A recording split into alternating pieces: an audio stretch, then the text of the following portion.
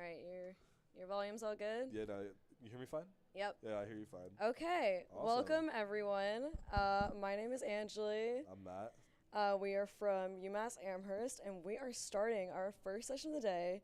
First ever meet at Colosseum Barbell in 30 Super seconds. Super excited. We got big payouts today. We got session A. We got prime time coming up later today around 3 o'clock. I mean, it's just going to be a packed, crazy day. I mean, we saw the setup. You'll see it soon in about 10 seconds. And it's crazy how much effort everyone has put in. So let's switch right over there. First attempts going in. And we're starting up with Alex, actually. His name is Alex, by the way, for this. Oh, okay. You could just call him Alex for short. Competing in 67.5. We have one of our own lifters today competing. His name is Shane. We're rooting for him. Yep. This is his first ever meet. So a lot of really fun lifting today. A lot of big things going on. And Alex is starting us off with 281 on the bar. 127.5 kilograms. If you want to move that. I got you. Wait, move what over? No, that's so. I just want to. Can you see anything? Are you good? I bet. We can go back. Alex starting strong with 3 white lights, starting off the flight. Extremely clean opener. Next up, we have Will, and we have a couple Wills in these flights. So if you want to distinguish between who's coming up, you can look on the left here, and that will show you in order who's coming up. So we have Will, John, and then Jordan next up. All right, Will coming up with 142.5 kilos at the bar.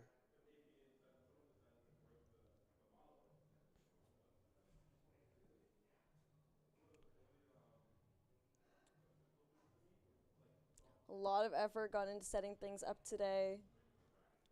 Everything looks amazing. I love the green light that they have going on. I know. Right there. This is the kid I went to high school with. Oh, no way, no way. And let's see how it goes. Looked good to me. Very, very oh, and clean he's not opener. using knee no sleeves. knee sleeves. Yeah, I was going to say That's that. interesting. All right. 3 white lights starting off strong. Looks good to me. I wonder if he's going to stick with the no knee sleeves for the rest of his attempts. No, I know, yeah. I mean, when I used to go to the gym with him, I honestly never really noticed him using knee sleeves, so I don't know.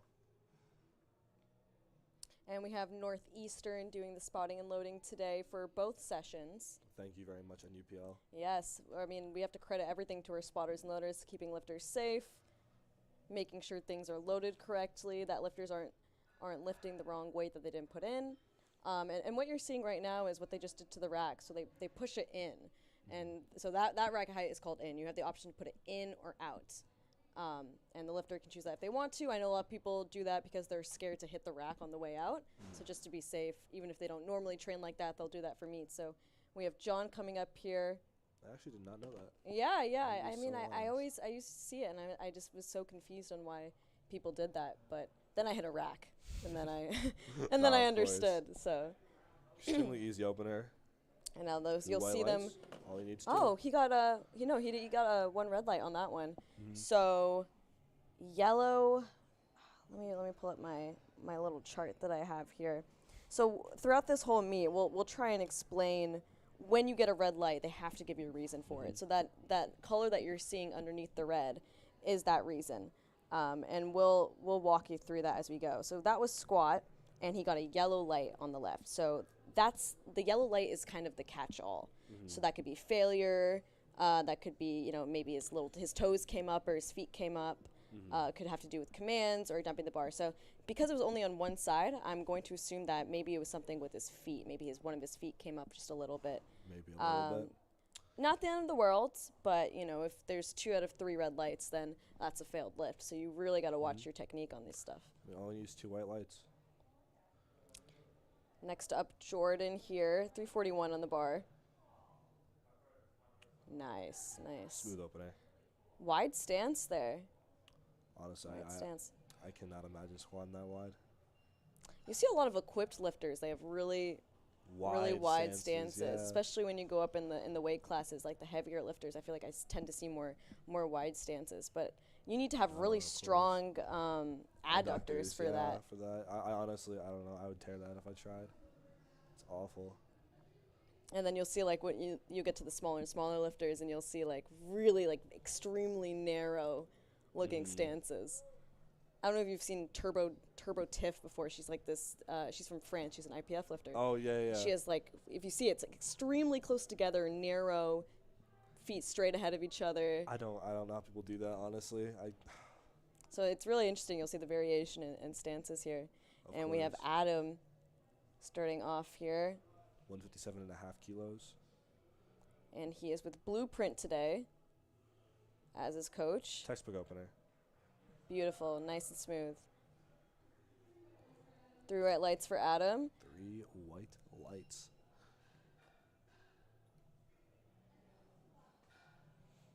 And here we have our very own Shane. Shannon Bateman. Shane UMass Amherst. UMass Amherst, baby. We came with him in the car. He has no nerves whatsoever. Absolutely zero. He's just another day for him, starting off his first ever meet. So we're all rooting for him back here. All right, Shane. Opening it up with 352. And extremely easy an opener for Shane. Amazing. 3 white lights. 3 white lights. Good start. And it's so nerve-wracking. I mean, how do you feel about squats on meet day? Do you get most nervous for squats just because it's the first thing of the day, Matt? I'm gonna be honest. I get most nervous for deadlifts. I understand getting nervous for squats the first thing of the day, but personally for me, it's my deadlift. I don't know. Squats weren't too nerve-wracking C Cup 3 weeks ago, but what about you? What are your thoughts on that? I get really nervous for squats beginning of the day just because it's the first thing. If it doesn't go right, then I feel like that momentum carries on the rest of the day. So you'll see like a lot of nerves in the warm-up room when you're approaching squats just because, you're lifting for literally the first time in the day. Yeah, of course. By the time you get to deadlifts, you're like, all right, everything on the platform. And we have Yan coming up here. 167.5. Oh, beautiful depth. Extremely fast. What is that? opener. What is that Wow. singlet there? What is that? That's from Ireland. Ireland. So cool. I love seeing the international know. singlets. I know. I I'm love jealous. that. I saw a lot of the Finland ones at Oh, C Cup. Those are super cool. Is that the navy and the white Yeah, singlet? it's a Swommy. It's, Oh my gosh. It's so cool. And next up, Declan, 380 on the bar.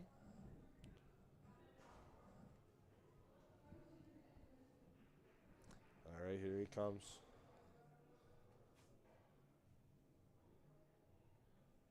Going that good old-fashioned Converse right there. I remember I used to have a pair. I used to deadlift it. We all have that Converse washed up lifting pair. Yep. Oh, beautiful depth. Wow. And let's see what the judges say. Super narrow grip too. I honestly so much variation, right? So like a narrow grip on the bar, but a wide squat stance. I mean, you really just get to see how different leverages kind of get at play here. I know, yeah, of course. I couldn't imagine squatting high bar though. Oh my goodness.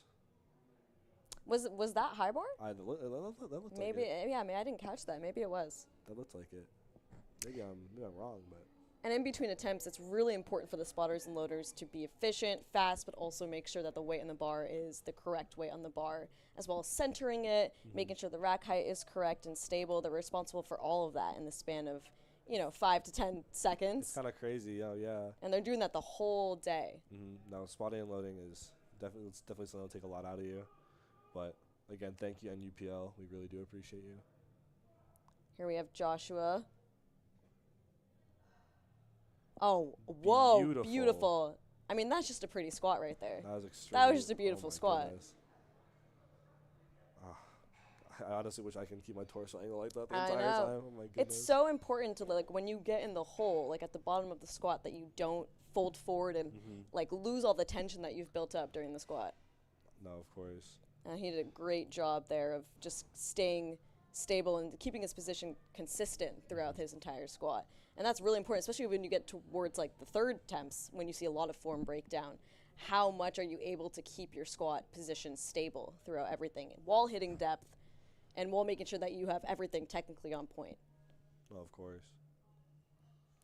Anthony up next here. 435. Already into the 82s. We're going pretty Wow. fast here, so weight's going to go up pretty fast. I know. It is a smaller meet, so less people in each flight. Nice. Beautiful opener. 3 white lights. I'm so used to, from like the collegiate meets, seeing everybody's like teams, like schools where they're from and everything. No, but yeah. Now I don't get to see that. Just everyone. Just their name. Next we have Kevin, opening at 451. Again, I mean, we're almost into the 500s here. This is 450. Oh yeah. Then that went by very fast. Oh, good sport. Good sport. Always Fist bumping the love guys. showing love to the spotters and loaders.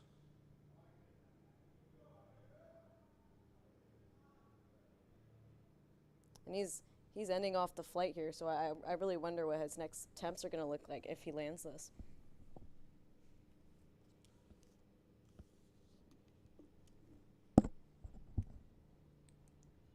It's always important to remember that you do have those 60 seconds. You don't have to rush into things, Exactly, yeah. He was definitely taking his time, mentally preparing himself. You don't have to rush into your squats or any of your attempts, actually. Take your time. Boris nice and Biggest stable thing. here. Oh, Extremely easy. textbook opener. Okay, perfect. Perfect. I'm excited to Good see what stuff he for squats Kevin. for his third here. I know. And we're keeping it in flight A. We're going round 2 for second attempts. Starting off with Alex in the 67 class. Got 303 pounds on the bar for his second attempt. Have you ever rushed too fast into a certain lift during a meet before, Matt?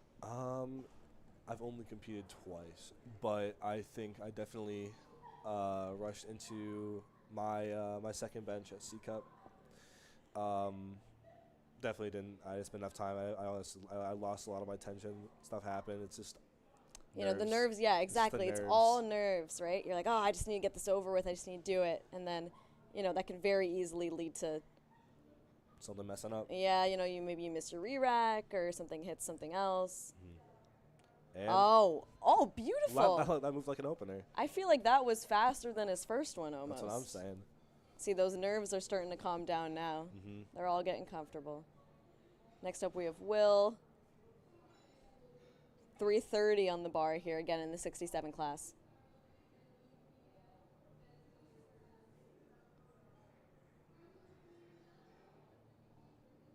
All right.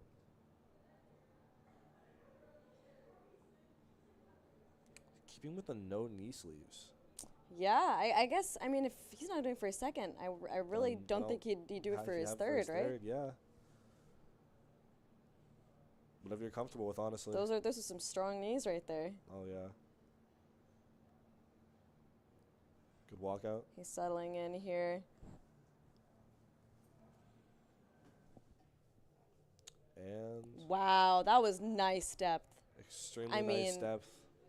Just honestly, that just looked like a second Hammies to attempt. calves right there. Wow. Yeah, just looked like a second attempt. You know what the good thing is about him not having knee sleeves too is that the refs can very easily see that his knees are locked out to give him the command. I always wonder that sometimes because with knee sleeves, especially when it's like dark lighting and No, of course. how can you tell if their knees are locked or not? No, you're looking at him just straight on. You don't have the side angle. And once again, we have the rack set to in here for John, coming up with 341 on the bar.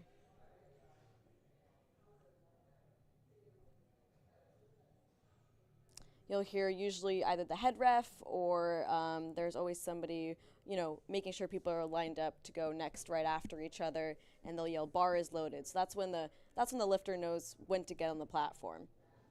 And then from there, that's when the timer begins. Mm-hmm.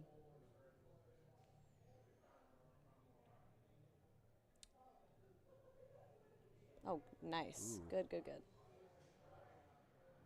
Again, looks like a second attempt.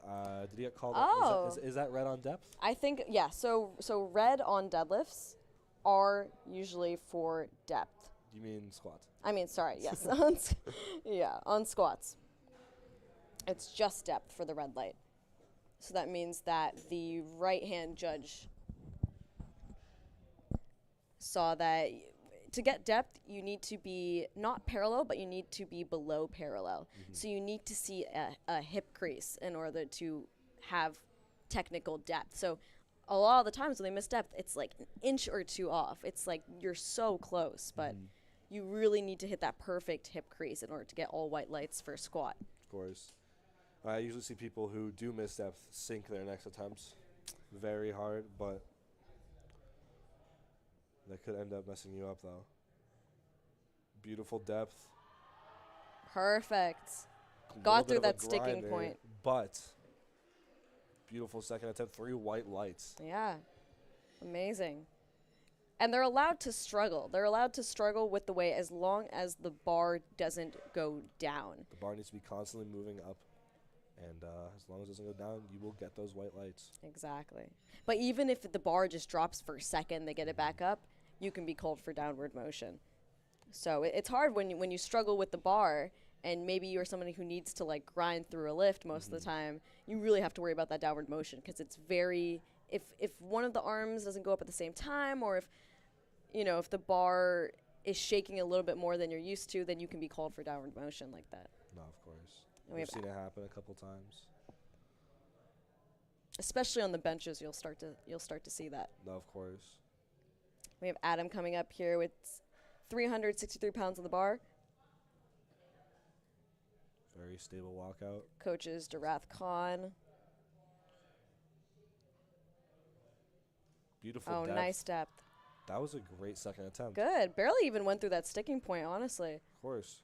3 white lights for Adam. Now we have Shane, our very own, coming up 375, 374 on the bar. Good second attempt for Shane, my future housemate. He is your future housemate. I keep forgetting that. But, yeah. He was watching a UFC fight highlights in the car right before this. He was. If Shane's family is listening. Oh, And perfect. beautiful second attempt. Good depth and And white lights for Shane. Good. Absolutely no nerves in that man. No nerves. Absolutely It's just none. another day for him. Another day. I get so nervous on meet days. Like in the back, like before I come on, I'm just like freaking out in my For mind. me, it's the caffeine. The caffeine kind of gets to me. It's Yeah. like I'm taking way too much of it. It can definitely worsen if you already have nerves. No, you of know. course, yeah. Heighten the anxiety a little bit, but you get that rush of adrenaline though once you're on the platform. Yeah, and coming up, fist bumping the spotters and loaders. He's got a lot of support in the crowd. Wearing his nice Ireland singlet. Wearing slack pull socks. Where are those knee sleeves from? I don't know, actually. A lot of screaming in the crowd for Yan right now. And beautiful depth. Beautiful. Yan is also a coach himself. He is. Is he with Iron Mecca, I believe? Or Yes, his gym is Iron Mecca, I believe.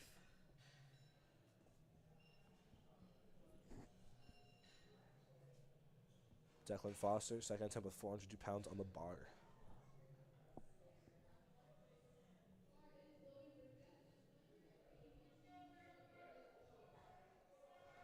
A lot of support in the crowd for Declan as well. Yeah, I believe that is high bar. Does he normally train at Colosseum? I have seen him a couple times, yeah. Because I'm noticing he has the comp tee for He does. Colosseum there. Oh, Yep, beautiful good depth. A little bit of a sticking point, but grinded through it. A lot of power in that squat. Of course. A lot of power. 3 white lights for Declan.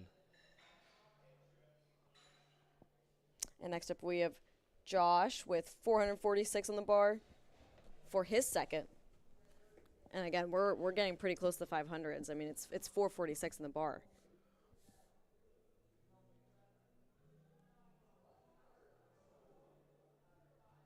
They'll probably be seeing the 500s most likely more in the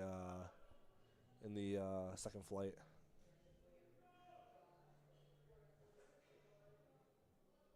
I don't know. I love the look of the Titan. Yep, the Titan singlet. singlets. Classic. Absolutely. That's Team YSL, I believe. Oh, okay.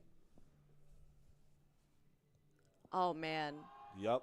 I mean, again, just a beautiful squat. A lot of these squats, they just look like second attempts. Beautiful load selection. Everyone's picking amazing loads for their second attempt. I'm excited to see how much people will try to push on their thirds today. Mm-hmm.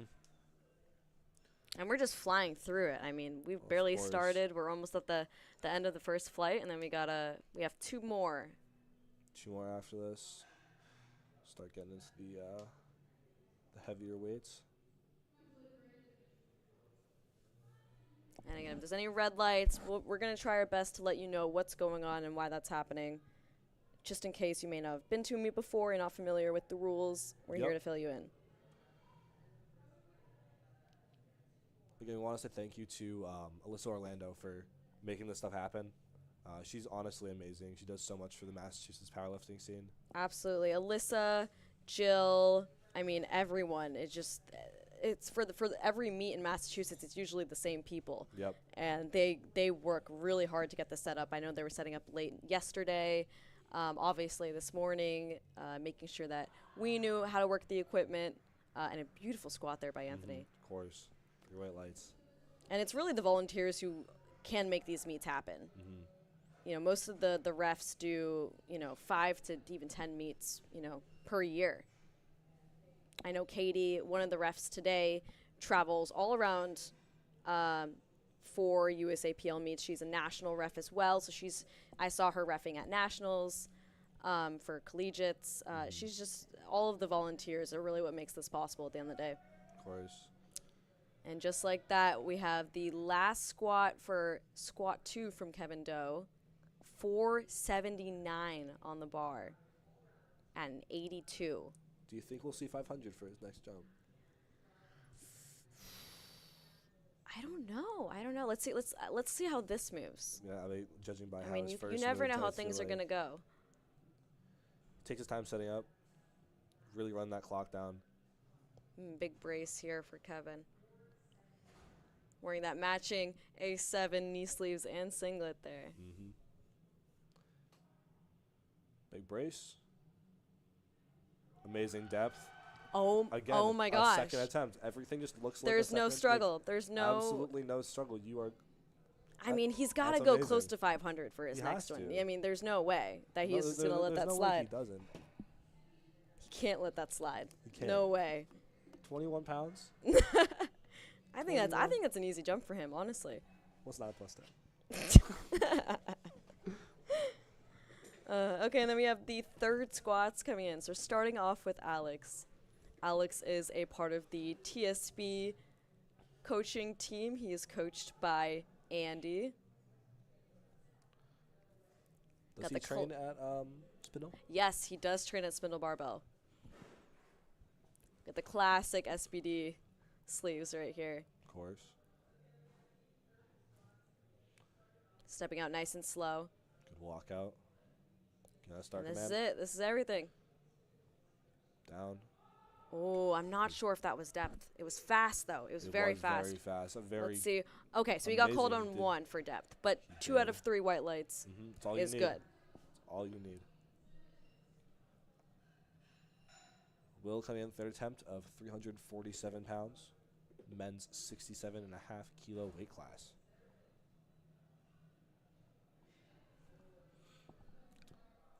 See how this moves.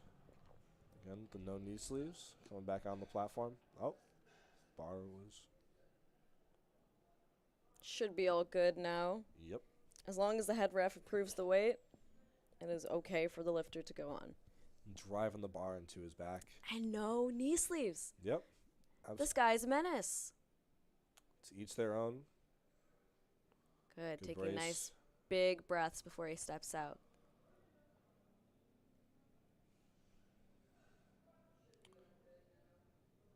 Down. Beautiful depth. Up. Oh, yep. pushing through. I think he's got it. And he got that. Nice. Didn't look like any downward motion to me. What about you? I think that's 3 white lights. That is perfect. Amazing for good. Will. Good last squat. That's like a good amount of struggle. Was. You know, sometimes you want to go 9 for 9. You want to hit all of your attempts, but powerlifters tend to be so hard on themselves no matter what they do. Even if they have a perfect meet or if they fail their attempts, there's always something more they could do. So sometimes even when people go 9 for 9, they're like, oh, well, I had more in me. Like, I had more in the tank. So, No, of course. you're never satisfied. Honestly, You're never happy. I feel like that was a perfect load selection for his third attempt. That was great. And now we have John with his final, tossing his Tossing tossing the the AirPods back there. 363 on the bar for his final attempt.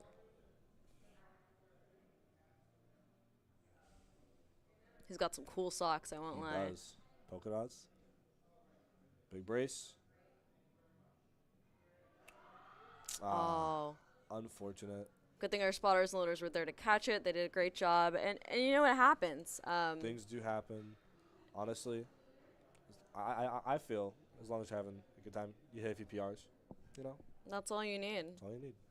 And it's especially hard on squat when you have to hit depth and you're trying to get out of the hole. Mm-hmm. You know, you're using your whole body to, like, push with everything you have.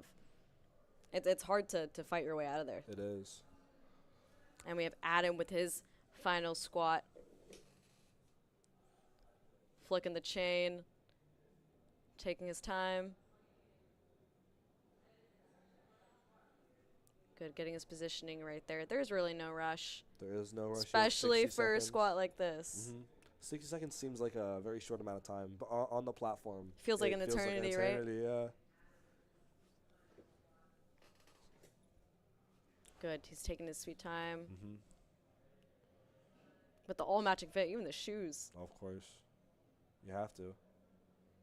Good depth. That was good depth to me. Yep. Oh man, he was so close. Must have lost his balance. Definitely, yeah, that's something definitely happened because I thought he had that. I know, me too. It moved pretty fast. It did. Too.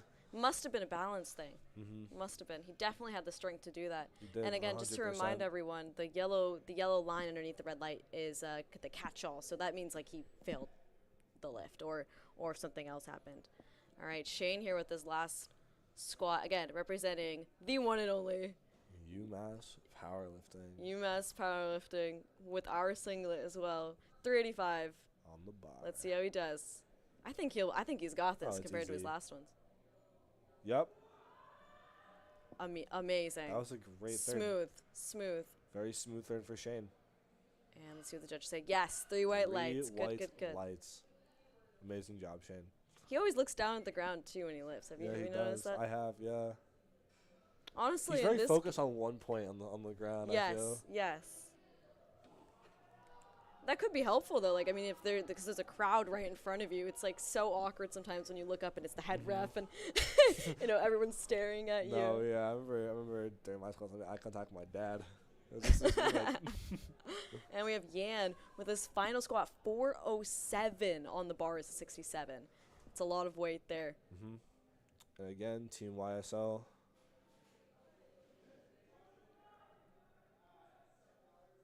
Big brace. Good depth. Oh, good depth. That's it. He has that. He knows it. And then halfway up, he was like, you know what? I got this. There's like a point in your squat, like you're on your way up, and you're like, even if it's moving a little slow, you just know you have that. I love seeing people like smile in the middle of their squat. You know, just like it's you know what I'm talking about. I always do that because I mean, once you hit like that, you're like, oh man, like I just got this. I know. It's like it's so satisfying. It's a like really good everything feeling. I've worked for, it's paying off right now. And we have Declan with his last squat again. Trains at Colosseum barbell. 413. Yep. Beautiful. Again, so much raw strength in his squat, like so much power. You can really see that he's like giving it all he has in his squats. It's really fast out of the hole, and then grinds that sticking point. Where's the difficult position for you during the squat, Matt? Oof, honestly, it's right out of the hole for me. Really? It's definitely right out of the hole because my posture for squat's not amazing. I tend to lean forward a little bit. Yep. I mean, I feel like that's such a common problem. No, yeah, especially for if you're doing the low bar position, you're a lot more leaned over. And we have Anthony with his last squat, 468 on the bar, inching closer and closer to that 500. I really wonder if anyone's going to attempt the 500 today in this flight. If we get there in the first flight, I mean, that's absolutely crazy. Anthony setting up here. Taking his time. I think Anthony trains at Cambridge Strength. I'm pretty sure. Not 100% on that. Nice and narrow stance here at the top. Yep. That was 100% depth, grinding through that. Oh, I'm not sure about the depth. Let's see what the judges Really? say. Oh, when you got One called called on depth. Okay. I see. It's so hard to, depending on what angle you're seeing it from, too. I feel like from the front angle, it's more like, of course, from the side angle, it's easier to tell. But from the front angle, I feel like it's really hard to tell. And you'll see that a lot, like and I'm sure we'll see that happen even in the upcoming flights if somebody fails on depth, where the front judge will give you a white light, and the reason you get it wrong is because the two side judges who see that side angle give you the red. You see that happen on deadlifts as well with soft lockout a lot of the time. Right. I mean, where the front judge doesn't see it because you're basically leaning towards them, but then the side judges will see it too. So it can be completely different depending on what you see. We have Josh here with his last squat, a lot of support in the crowd, 473 pounds. 473 on the bar. And then after him, we'll have our final squat of flight A, which is Kevin. Yep. Oh, he's redoing his rack there. Good. I mean, take your time, be stable. Yeah, time on the clock. Big brace. Oh, man. Unfortunate. Good that our spotters and loaders were there to take that. Still a great round of squats for Josh. He did do amazing. Closing out our first flight is Kevin with 490 pounds on the bar.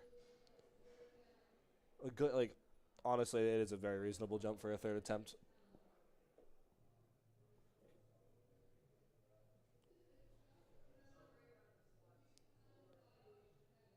All right, taking his time, as always. It's quiet out in the crowd. It is. Taking his time. 490, that's 10 pounds off a whole 500 pounds right here. And this is the first flight of the day. You heard a little bit of applause for him in the audience. Of course. He's taking his time, running the clock down. Again, you don't have to rush into anything. This is whatever makes you the most comfortable when you are on the platform. Take as much time as you need in that allotted minute. Big brace. Wow. Extremely beautiful. Good third attempt. But does he get one called for yellow? So that is, again, it's the catch-all. So it could be failure, could be your feet coming up, hands, commands, or if you just dump the bar or something. But I think seeing that, I think I did see possibly a little bit of movement in his feet on the way up. I think because he was just pushing so hard. It tends to happen sometimes. But 2 out of 3 white lights. Amazing first round of squats. And already heading into our second flight of the day. Starting off with Peter. All right. In the 75s. 225 pounds on the bar, no knee sleeves. No knee sleeves. There's a whole trend going on. Well, of course. Do you recognize those lifting shoes? Those lifting shoes. I don't know. Are those bare feet shoes? Are they? I think they could be. If you don't know, bare feet shoes are designed for kind of minimal contact between you and the ground. Look very thin. I think he's doing high bar here as well. High bar. Beautiful first opener by Peter. Attempt.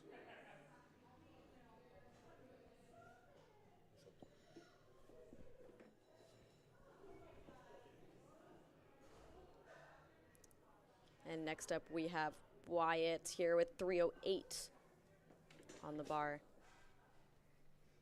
We just speed through these openers, really. You blink and it's over. Do you ever overthink how your opener moves on Mite?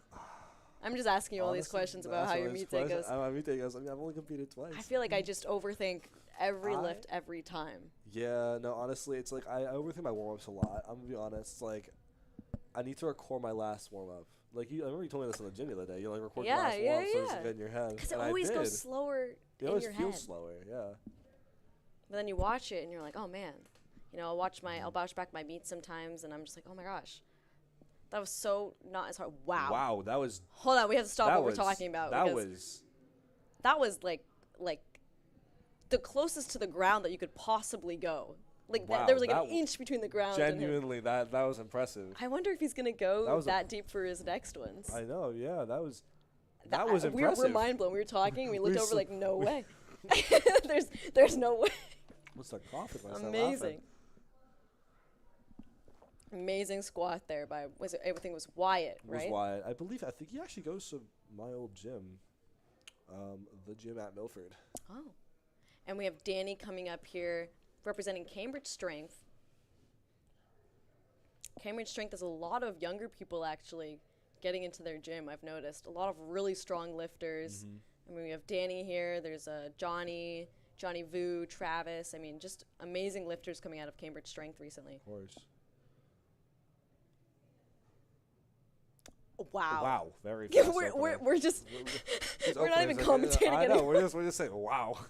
we're just in shock. We're just in shock how fast the Oh openers man, are going. amazing, All right. amazing.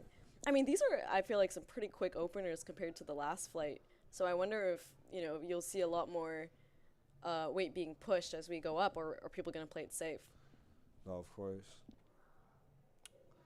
I'm scared to butcher his name. I'm gonna be so honest. I'm scared to butcher. It's EJ. We call him EJ. AJ? Okay.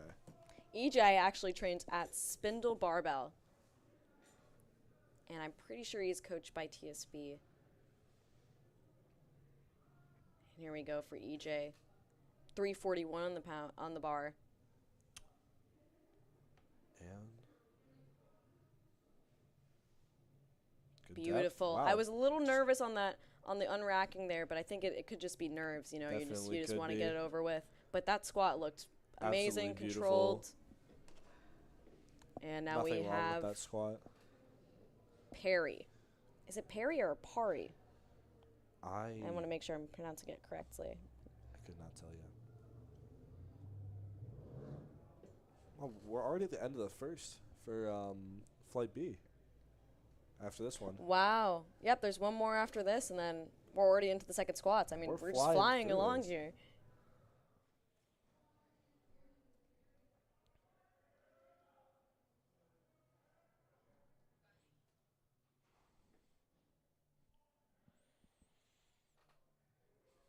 All right. Making sure he has a good grip on the bar. And I made a mistake earlier. EJ is actually Team Cambridge Strength, and he's coached by Wu. All right.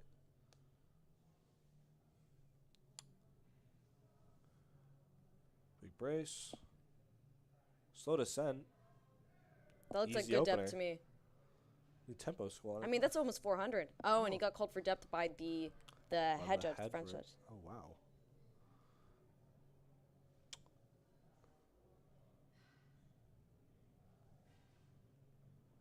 And now this is our last first attempt for the Flight B. I'm running it in the 400s, Mm-hmm.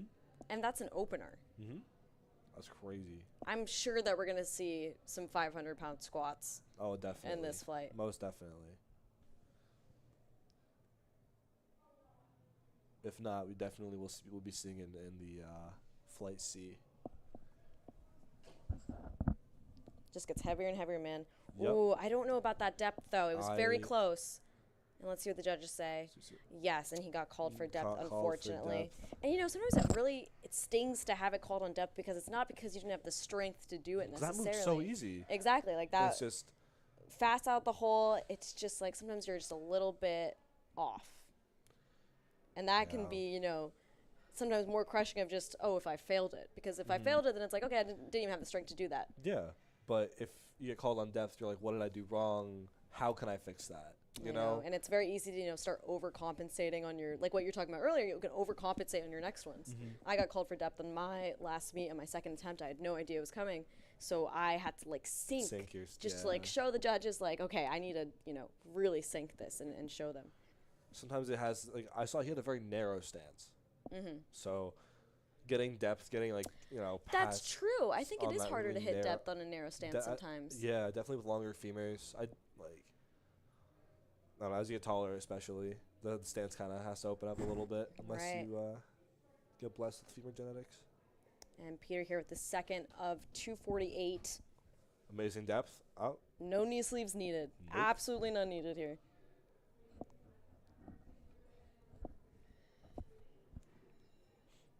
And we have Wyatt. Wyatt was the one that last time we just had to stop talking because he just did Yep. it so fast. So His- I'm excited to see his second one. I know. I am excited to see this.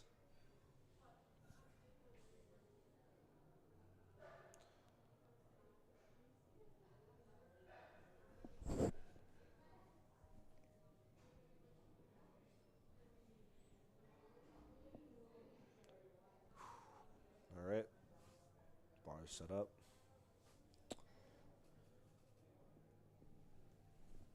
Walks up nice and confident to the bar. He's not in a rush. Oh no. Not after that opener.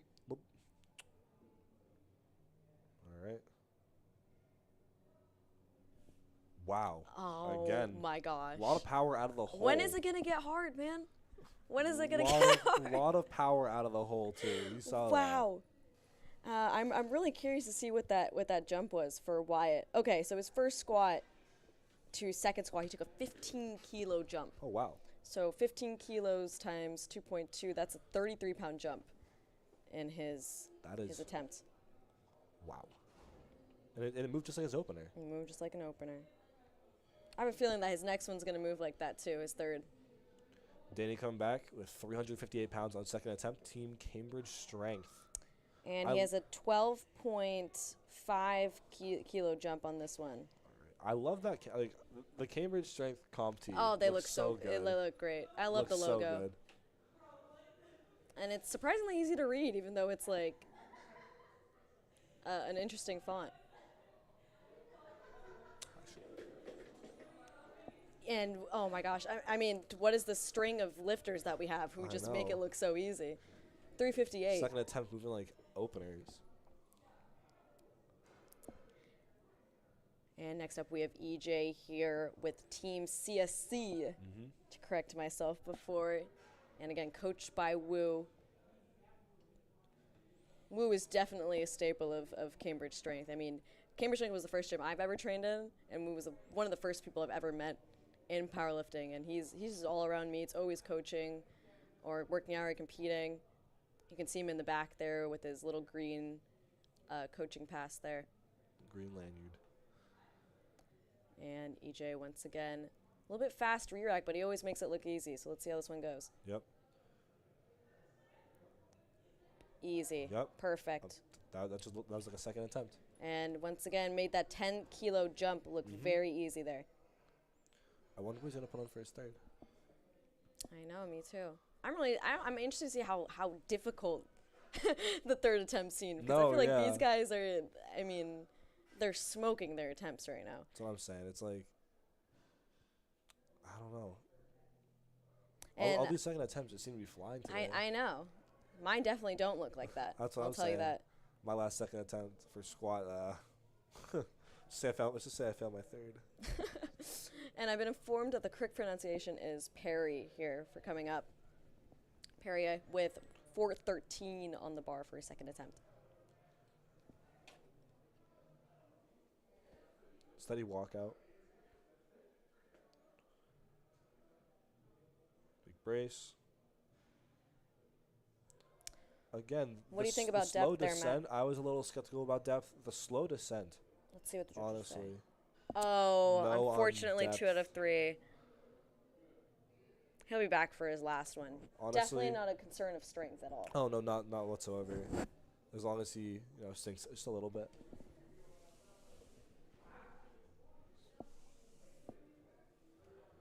And now we're at the end of second attempts for Flight B.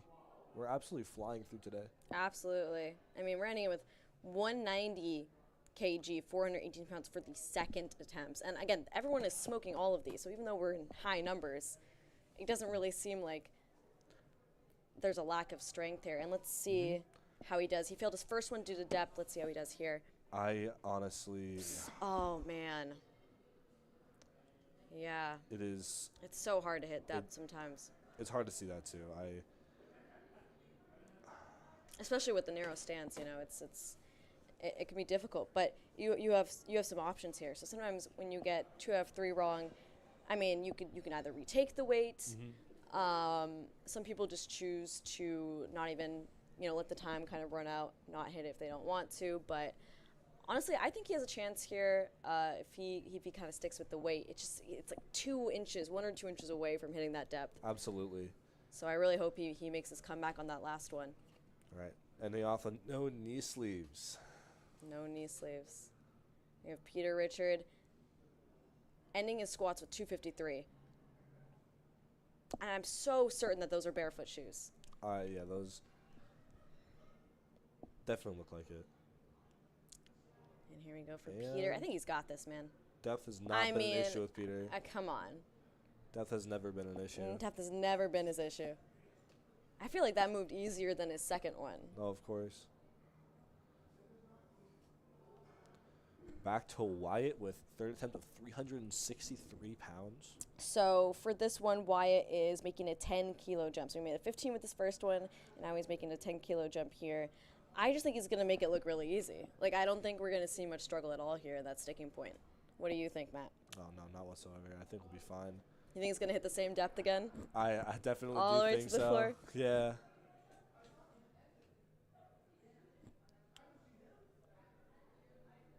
He's going to absolutely smoke this. Agreed, man. Again, a lot of power out of the hole. It's like you go down so fast into that hole, and like you have so much power coming out, but then it kind of puts you into that sort of sticking point position. Right. I mean, this is where we see the form breakdown, right? So it's especially in squat, you really got to stay up. Yep.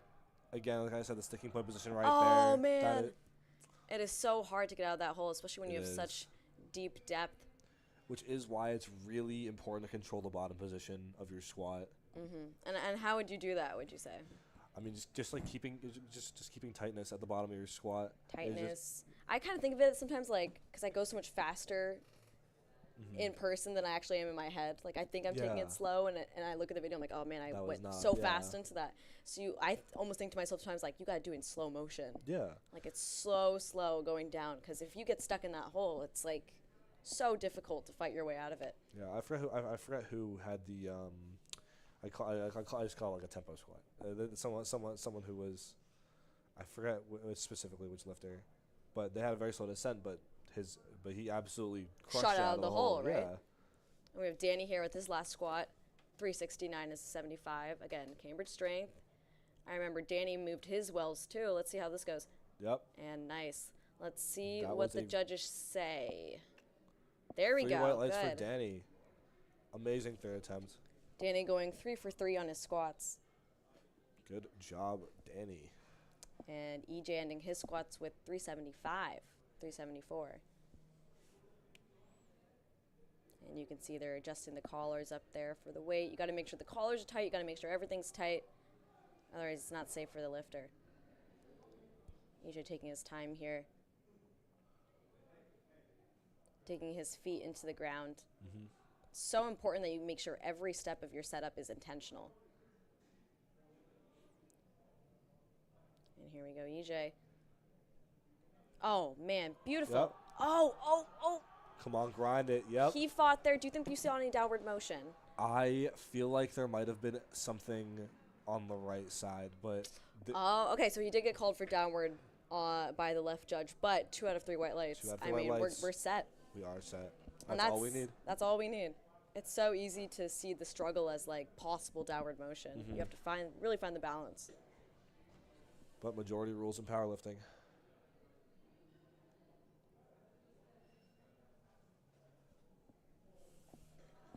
And we have Perry with his last squat, 424. Getting to the end of flight C. Already, wow. Man. Already. Moving on to bench after this. Yeah. Yeah. Oh, wait. No. This is end of flight B. My bad. Yeah. It's B and then C and then we have bench. Yep. My bad.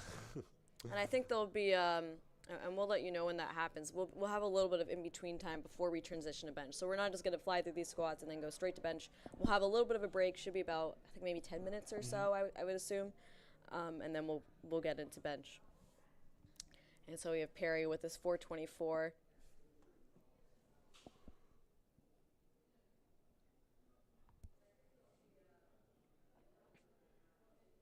I think actually was Perry with the slow descent on the squat. Yes, and Pretty Perry unfortunately failed his second, so he's got to make his comeback for this. He knows what's on the line here. Yep. I believe he got called for depth on his second. That was a very, very again. But it was strength fast. is not But it was strength fast. is not an issue. Oh, Strength amazing! Is 3 white lights. He fixed his issues. Strength was not an issue. And that's by all far. that matters. I mean, the highest weight that you hit in a meet is what contributes to your total. Mm-hmm.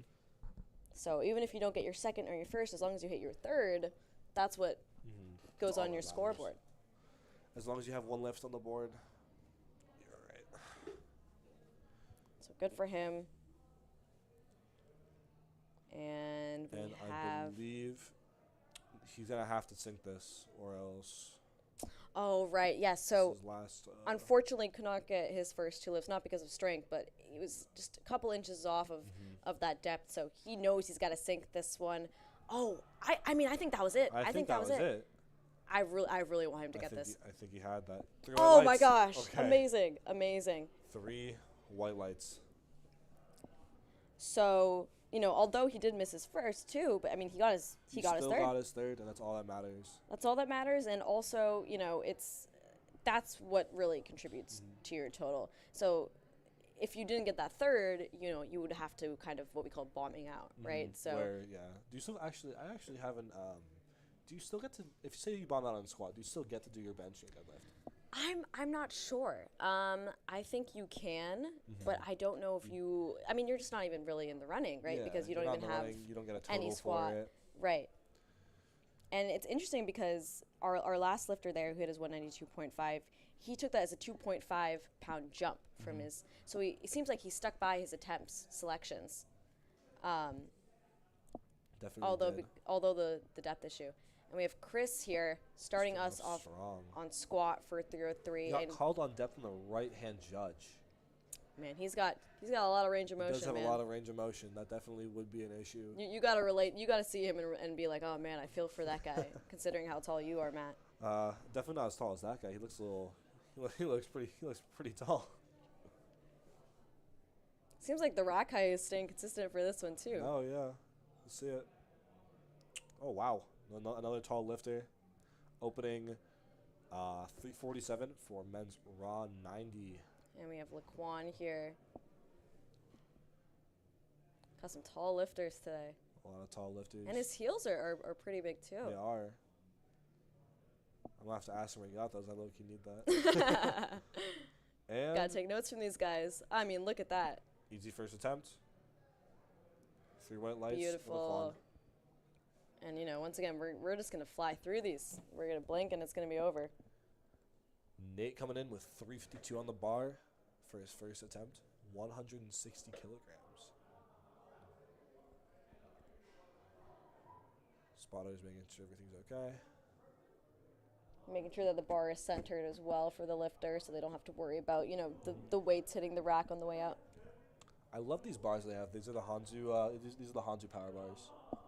They are so nice. I love using them when I'm here. Yeah. But they only have 2 of them. I mean, all the equipment here at Colosseum is so nice. It's so new. I'm so glad I have the privilege to We feel here. so spoiled every single time we come here. I mean, even the green racks, all like the aesthetics of the gym, everything is just. I'm here regularly. It's just I still feel spoiled whenever I'm here. It's so nice. And we have Nate running onto the platform here. I don't know if there was a delay or if they just didn't call if the bar was loaded yet, but he's here. He's ready. In his inner sleeves, going for 352 for his opener. Steady walkout. I like those shoes. Narrow stance. I like that blue. Narrow stance. Oh, Good man. depth. Easy opener. See, you can't trust the ones with beards. Like No, the ones with the beards, I'm telling you. They come in and they'll steal your total. I'm telling you. Those are the hardcore lifters. Next up we have Joe with 363 on the bar.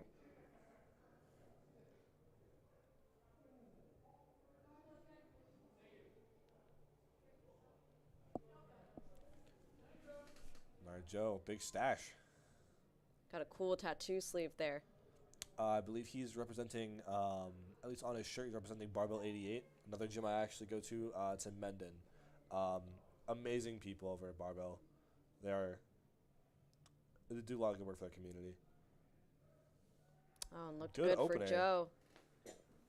And next up, we have Will Anderson, who I actually talked to and just met right before he started. Unfortunately, he got sick like 3 weeks before this meet, and Really? he lost a lot of weight, unfortunately. So he was planning to go as a 90, and unfortunately now has to go as an 82. But I'm excited to see what he puts up today. I mean, of course, at the end of prep, something always has to go wrong, right? It's like Things something has to happen. go incredibly wrong. No, I had tonsillitis the week leading up to C Cup. Oh, that was gosh. awful. So, regardless of what happens today, I mean, Will has done a lot to be here and trained very hard to be here. So, it's gonna be a game of grit today. And we're gonna let this opener fly.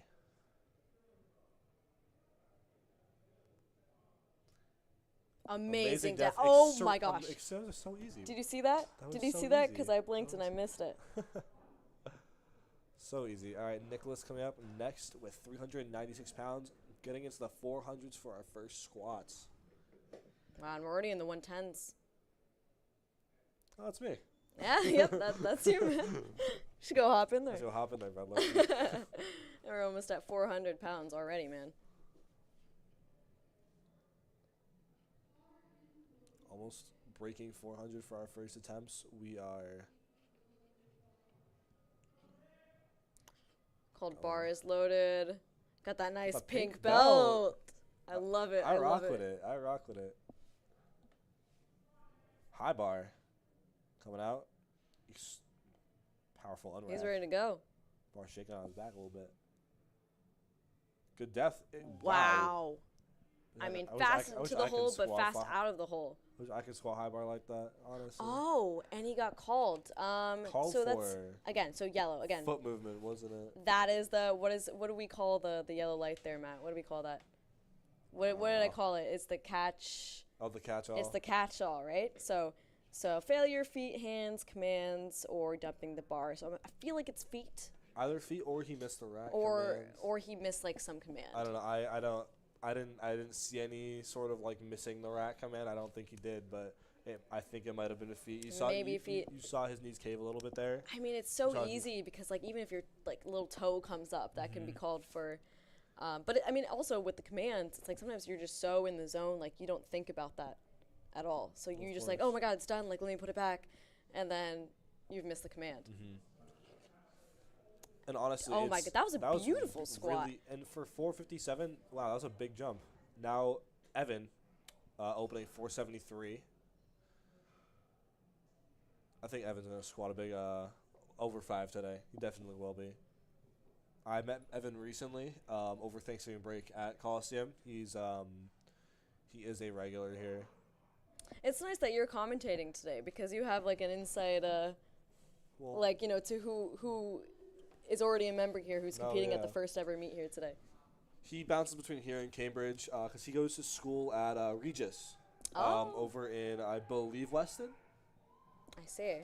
He's got a lot of support in the crowd. I mean, He we can hear does. them from our live stream room right now. He drew some faces with the chalk on his knee sleeves. Oh, Get that's going. he's got a happy face and he's got a mad sad, face right yeah. there. That's so funny. Going for the unrack here. Nice and stable. Steady walkout in the Jordans too. We brace. Let's see how he does. Oh, he smokes this. Oh, beautiful.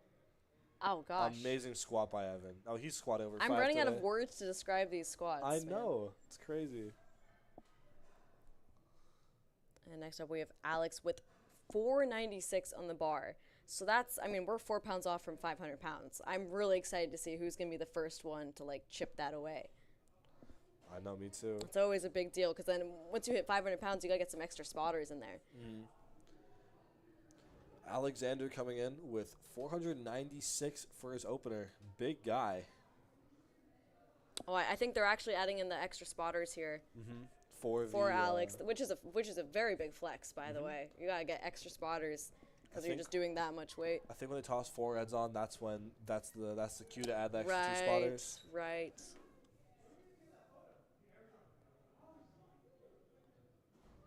Nice and controlled. And wow. I mean, and that's almost 500 pounds. That's On the almost opener. 500 pounds. Wish I could open 500. Wow, amazing execution there by Alex.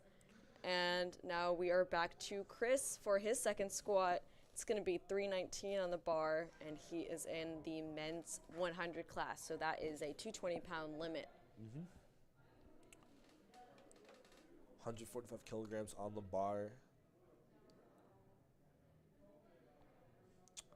I believe this was the high bar. No, actually, he's squatting low bar. Never mind. He's the tall one, though. He looks very tall. He's off the screen. Yeah. I mean, that's basically twice the lifting that I do for the same weight. Oh, I'm not sure if that was depth. Called on depth there. I'm not too sure. Yeah. Oh, yeah. Unfortunately, it was depth. Unfortunate. But, I mean, again, like, he has the strength. He does have the strength to do it. I think he might go up, but he might just have to sink it a bit. Yeah, you really got to show the judges. Stuff happens. But definitely on taller lifters, it is a lot harder to be, like, consistently getting, find that position where you're consistently getting that depth. Right. I never really thought about that, especially with your ankle mobility. And especially, like, your femur length, your ankle mobility and stuff. It's like that all really comes into play. You're going a long way just to hit depth, Another tall lifter, Laquan, in the 90 class. Oh, yeah, that 100% depth. That's textbook second attempt. No question there. Good. 3 white lights for Laquan. And Laquan's still going 2 for 2 so far. Yeah, I had to ask him where he got those heels, dude. You got to write that down. I'll write that down. Ask Laquan. Where'd he get those cool shoes? And next up we have Nate, 374.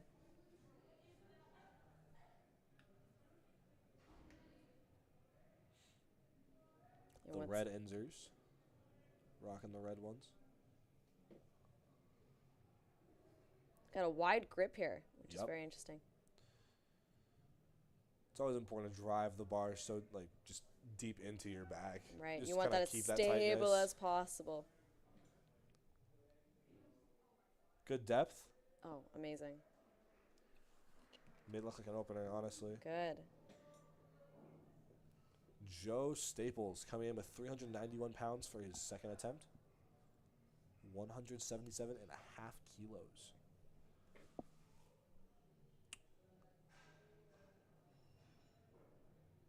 I do not remember how his last one went. Do you remember? Yeah, I'm checking it right now, actually. Let's see. Oh, he smoked his first one. Okay. Then another tall lifter. This one. There's so many tall guys in this fight. No, I know. And he is making a 12.5 kilo jump from his last attempt. Oh, yep. Again, this is I talked about barbell 88. And I think he is here with my friend Teo. Do you think that was a little iffy there, or no? I think that was really? No question. Okay, never mind. I might just be tripping. I mean, it's hard. Again, even from whatever angle you're looking for, yeah. it's so subjective. I feel like especially from the stream, unless they sink it, it's a little hard to tell. Yeah, we're kind of in between angles here, right? Yeah. We're not front, we're not completely aside, but we're right in the and we're a little lower too, so it just kind of makes it a little harder to see.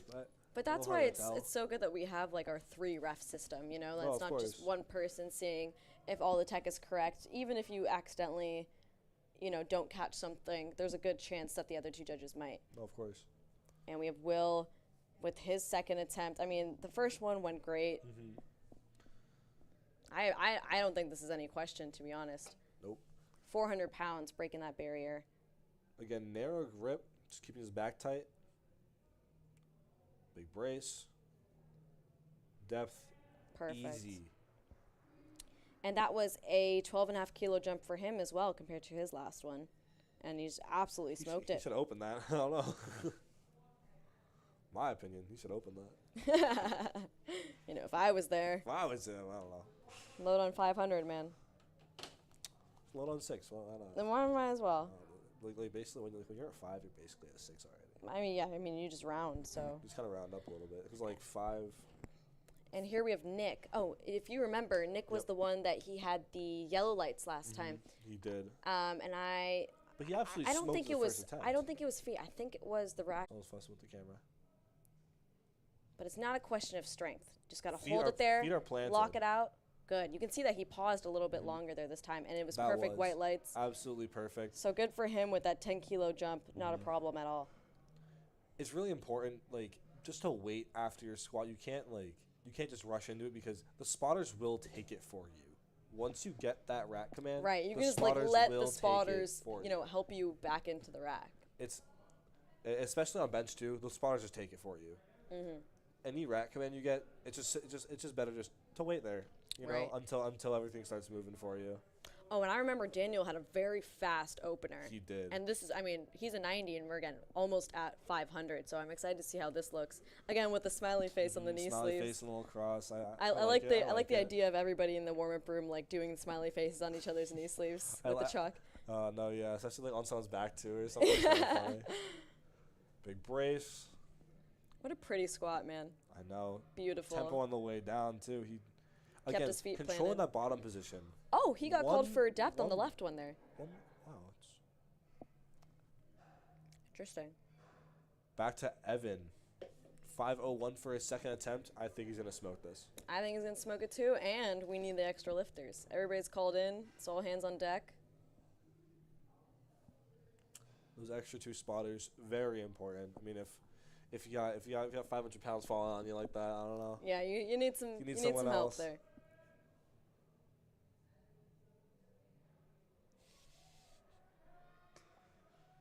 There we go. A lot of hype in the crowd for Evan once again. A lot of love for Evan. Chipping that 500. I mean, that's a flex in a meet if I've ever seen one. I can't get over the smiley faces and the funny faces on the sleeves. I think it's really funny too. It makes me so happy. All right, placing it here. You can take your time, Evan. Solid brace. Going down. Good depth. That's just a good second attempt. Wow. That was just a good second attempt. And that was that's 500-pound squat. 500 pounds on the second attempt. You should be proud of that. There was He's barely going any up. sticking point there that he had to fight through. If I were to guess what his third attempt was, I would think you're probably 5'12". You're gonna guess 5'12"? I'm guessing 5'12". All right. Well, we'll make a note of that. We'll see how that pans out. You're buying me hash browns if it's 5'12". Oh gosh. You're buying me hash browns if it's Okay, I'm gonna go 5'14" for my 5'14"? guess. Okay. And we have Alex here for his second, taking a 10-kilo jump from his 225 before. And if you remember, Alex was the first one to need all 5 spotters. And so he's going to continue to need that as he goes up here. 518 pounds on the bar. 518. Depth. Wow. Wow. Again, these just looking like second attempts. It's just like they move so well. They move easy, man. And we're already into thirds, just know. like that. And we're almost done with. Just like that. We're almost done with first session squats. Yeah, I mean, I don't think we've seen many like fails today. Oh no. If they I failed think anything, we've it's seen usually two- been due to two or like three. technique or like your foot coming up at the command. So, that's I feel like in usually especially local meets, you tend to see a lot of like strength fails, which is pretty normal. But we It's haven't pretty seen normal. much of that today. We have not. Everyone's prepped so well for this meet. Honestly, the load selection's amazing. Third attempt for the tall man, And Christopher Cole. Chris is retaking 145 after missing depth, unfortunately, on his last one. So he's really got to sink this, really got to show the judges that he can hit that depth and go past parallel. Let's see how he does. Come on, man. Oh, gosh, I don't know. The strength is not an issue again. It's just Oh, he got he it. got it. I mean, 2 out of 3. 2 out of 3. It's all you need. Good. Again, strength has not been an issue for him. It's just been that It's depth. just so close, too. And You it's see it, and you're like, because oh, he's no. so tall. He needs that, like, honestly, like. You would be such a biased judge. You just give all the whites to the tall guys. Oh, I know. I don't know if I could do that. I don't know if I could do that. And we have Laquan here taking a 7.5 kilo jump for his last one. He doesn't really have to doesn't really have a problem hitting depth usually on his attempts. Which I know Matt empathizes with. I definitely do. Okay, yeah. No, This definitely. is cool heels guy. Cool heels guy, no. Oh my gosh. Good depth. And such a steady fight through that sticking point. Again, I feel like everyone's picking perfect loads for their first, second, and third.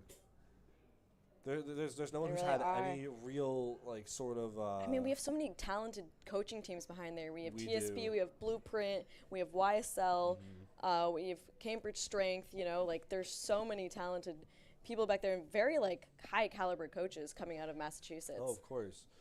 I don't know. The powerlifting scene here we're a little spoiled when it comes to that stuff. I feel. Spoiled. Oh, you mean I- in terms of coaching? In terms of coaching, I feel this area is a little spoiled. I mean, it's interesting because you wouldn't expect such a small state to have such a high caliber of lifters. That's what I'm saying. And we have Nate with his final, breaking that 400-pound barrier for his final squat. Again, the red ends are looking a little colorful today. And I told you with the beards, man, he's going to smoke this one. He is. 12.5 kilo jump, and let's see how he does. Tempo, perfect depth. Beautiful depth. Didn't even fight that. I mean, just another pretty squat, honestly. And, you know, if you notice, he's doing low bar, which means so the bar is lower in your back. But when you do that position, it is so hard to have your thumbs underneath the bar without having like a lot of wrist pain. So if you see somebody who regularly uses like their thumb underneath the bar, like that takes a lot of like forearm and wrist strength to do. I'm not gonna lie, I actually have my thumb under the bar all You the time. do? Yeah, all the time. The thing is, my forearms sometimes get like super. I get like a forearm pump sometimes. Really? Yeah, like sometimes after I squat, I get a little bit of a on the inside part of my forearm. Oh, It wow. gets a little. And we have Joe with his last one, 413. And it's all he has here for squat. Yup. Oh. Good save by the spotters and loaders. Things happen, but honestly, what can you do? I mean, you got to lay it all out there for your third attempts, you know? It's really important as well during meets not to get caught up on your fails, especially if you, especially it's like, I don't know how to word this. Just kind of lock in for your second and third for your. You just got to push your everything your out. bench You have and to dead. ignore the screaming. You have to ignore what your brain is telling you about, you know, the things you've messed up on and just focus on the next step coming in front of you. And to finish, we have Will here with his 418 squats. Again, a lot of, unexpected obstacles that he had to face before coming in today, and his squats have looked amazing so far. They So have. let's hope this is 3 out of 3 for him today. See him smoke this. Oh, beautiful. Strength, mean, not an issue. That's like an opener, man. Crazy. Absolutely insane. So Coming up Will with- finishes with a 3 out of 3 for his squats, Good job, Will. ending it with 190 kilos. Nicholas coming up with a 440-pound squat, and then after this we get back to the fives. Right. I said I guessed Evan was gonna do a 512, and you said a 514 for his. Oh, yeah. Well, we'll see what it We'll is. see. Nicholas again with 440. All he's got to do is just make sure to Hit that recommend. he just holds it there a little bit longer and just lets the spotters and loaders take it in for him. But he's done a 10 kilo-pound jump so far, and it's seemed pretty easy for him. So I don't really have any doubts about this one. Nope.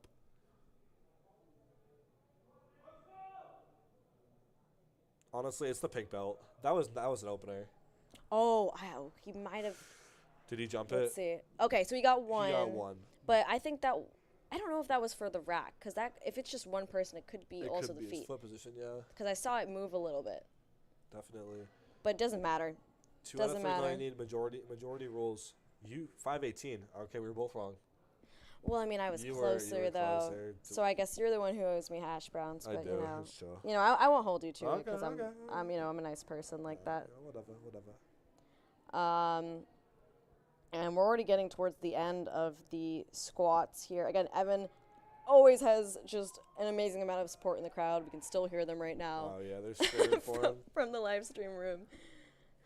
Closing out for the hundreds. Actually, I think there's one more 100 after, but still, I think he's gonna smoke this. Yeah, we have one more. Actually, I'm not sure. All right, taking his time Keeping here, it Evan. tight, big brace. Depth is not an issue. Beautiful. Strength Beautiful. is not an issue. absolutely beautiful load selection. I think he could have gone higher. Yeah, that was a great selection.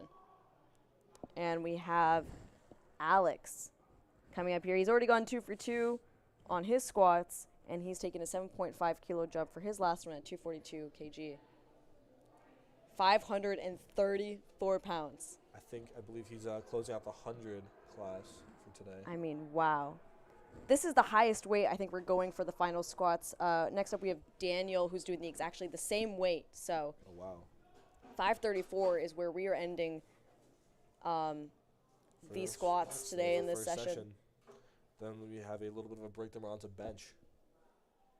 Taking his time here, Alex. Again, he's already gone 2 for 2. I don't think he's going to have any problem with this. Absolutely not. Can he do it? Can he do it? Grind through a sticking Oh, point. man. Good sport It's about it. He's still unfortunate, smiling. Things do happen. And I think you could see the weight kind of go down on one side, which is, I think, what kind of got him at the end. Because it seemed like he was pushing through it. And also, if you're rear delts, if you do low bar, if your rear delts are, like, slightly, like, tilted. I have a few friends who have, like, kind of uneven rear delts. And so when the bar sits, it can sit at an angle. I don't know if that's any part of it. I've definitely seen people like that, but I don't know. I don't know what kind of issues that brings. Honestly, I haven't had to deal with that, but We have Daniel. Let's see if he can take 534 on the bar. If he does, he will be the only one out of these flights to attempt and get this squat. In the 90 class as well. In the 90, yes. So he is one weight class below, actually. And I think he can do it. good depth. Push. No, he grinds through that. Amazing. And he has that. And he had such great control in his descent, and especially for this heavyweight. Absolutely. It is so important that you don't just dive bomb it, because that weight will just... It will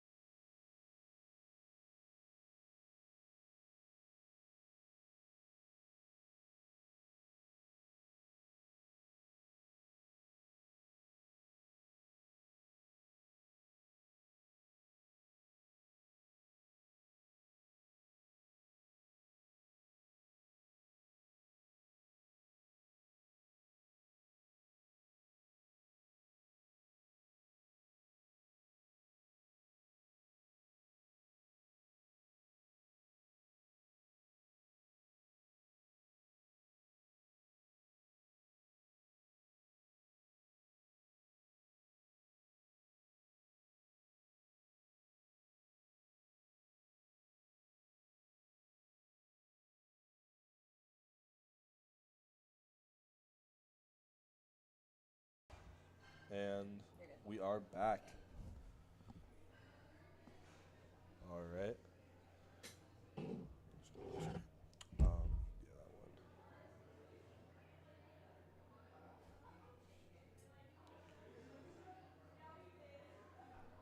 Awesome.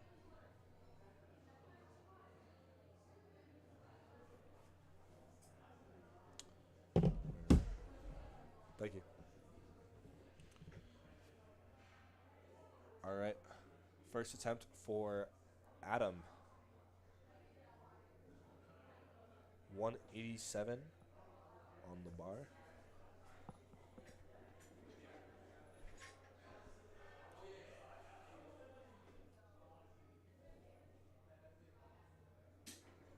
Taking his time.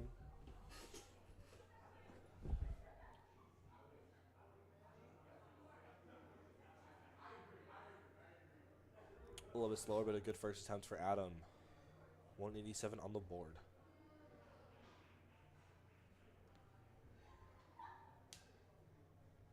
£203 opener for William.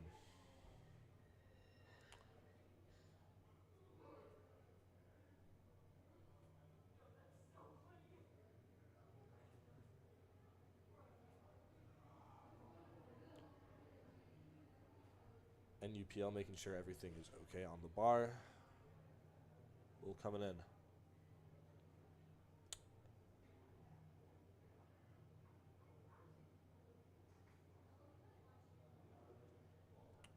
He did ask for a handoff. It's really important to keep your back extremely tight on the bench.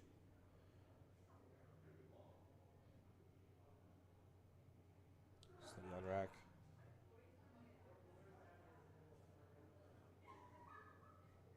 Head comes up off the bench.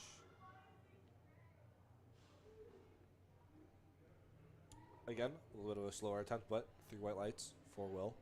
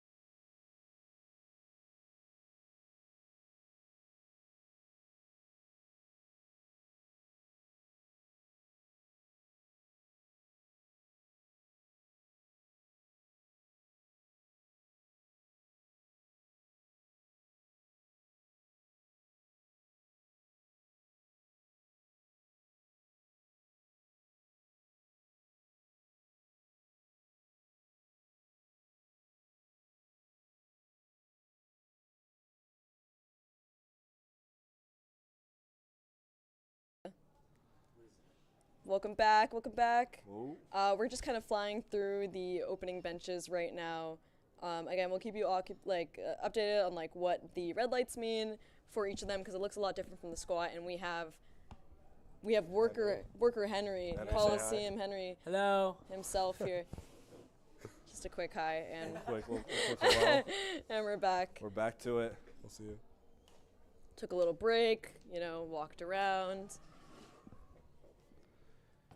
All right. And we have And Shane. for Shane, our very own, Our Shannon very own. Bateman, my very own housemate.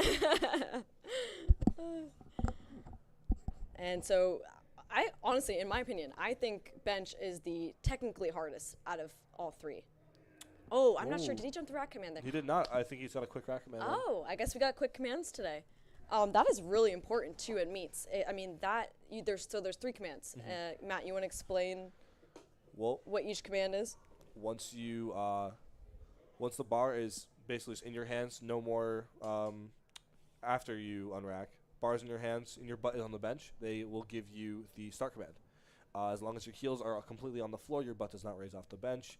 You will lower the bar to your chest, and you will get a start command or a press command. And then that's when you press the bar off your chest, and then once holding it up in the top position, you are fully locked out, elbows locked. Like here, you'll get a rack command, and the spotters will take it for you. Right, and it's also really important when you fail it.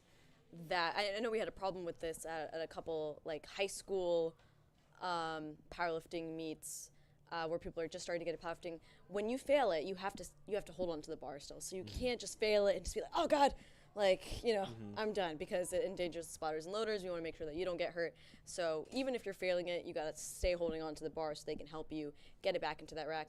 And does Yan have another singlet? He changed singlets. He has the Finland one on. Do you think right he's now. gonna have a third one for his list? I'm guessing Great Britain. You're guessing the country. I'm guessing Great Britain. No, I'm telling you. Wait, so which one is this one? This is Finland. This is Suomi. Oh man, how many singlets does this guy have? I saw kids at C Cup change singlets too. Yeah, I wonder if it's all. Do you think it's all just passing around the same singlet? I don't know. They're all just the they're same. all the same singlet. Extremely easy opener. Wow, YSL. But there. no, I know because you saw Henry on here. He changed singlets a few times. Why does everyone have the same singlet? He had a Finland one, and I think a Great Britain one, and I think he also had an Ireland one, if I'm not mistaken. So I was low key paying attention. I was watching, dude. I was low key paying attention. I was watching. Oh man, you're funny. States, yeah. And you can hear a lot of support for Kevin in the audience on his opener bench. And this is, Dap up the spotters, too. Yeah, daps at the spotters. Do we have a different team coming in, right? I mean, a different set of people? I don't think so. I think this is just, what do you mean set of people? I know UMPL has a lot of spotters and loaders available today, Oh, I'm pretty sure. Yep. I don't know if they've already... I see NUPL on theirs. Right. I think she also might be NUPL.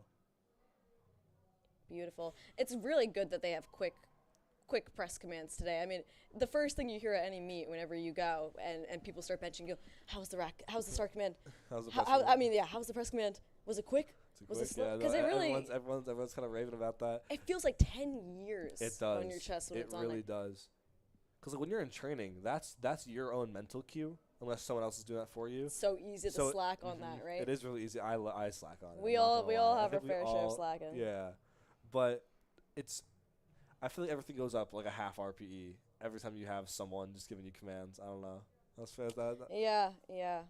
I mean, I don't know about you, but when I am benching during meets, I'm so, don't miss the commands. Because there's, 3 different commands for one motion. So it's I don't hear anything except for that. Yeah. No, you so as soon as I hear the stock command, as soon as I hear the press command, I'm on it. I'm on it, man. I'm game. Get this off my chest, Extremely please. fast, Joshua. And you tend to see in-person viewers of bench because you have kind of the same angle for everybody because you're just watching a head and you're watching them bar. So yeah. I like that we get to see a little bit more of a different angle here. Well, me too. All right, bench. Yeah, wow, we're breaking the 3:15 mark. And Anthony, I have been informed, is actually part of TSB, which is the team that I'm on, with my coach as well, TSB Chris. Really? So, that's my teammate right there. That's awesome. Great supporting from TSP. 315 pounds on the bar.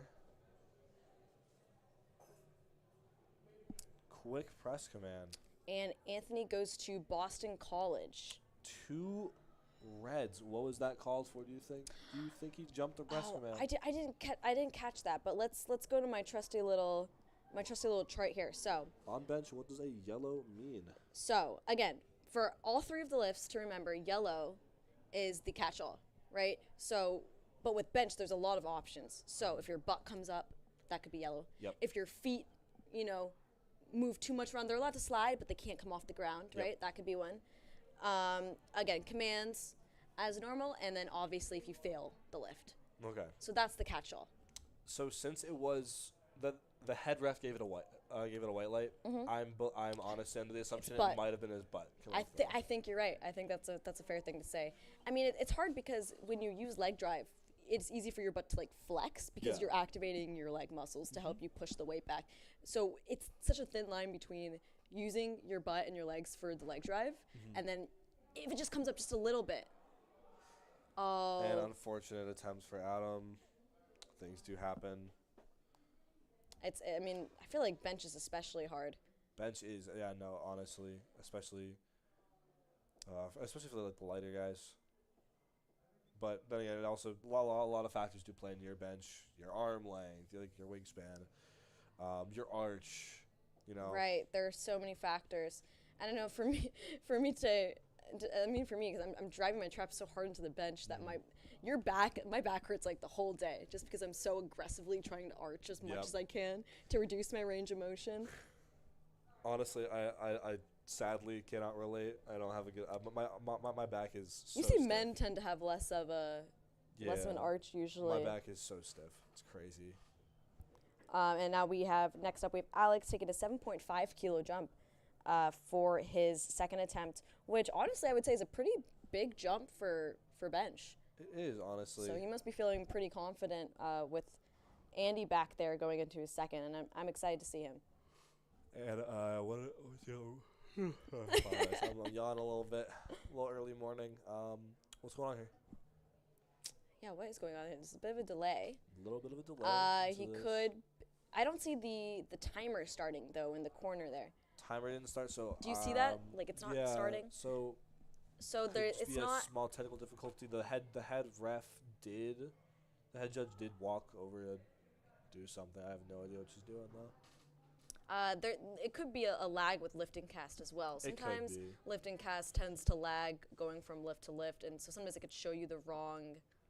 I think it's the wrong name then, because this is the name on screen right now is for Alex, and this is. Do you think they skipped him on accident? What happened? Again, it must be lagging or something, or just maybe he changed his attempts and lift and cast hasn't updated that yet.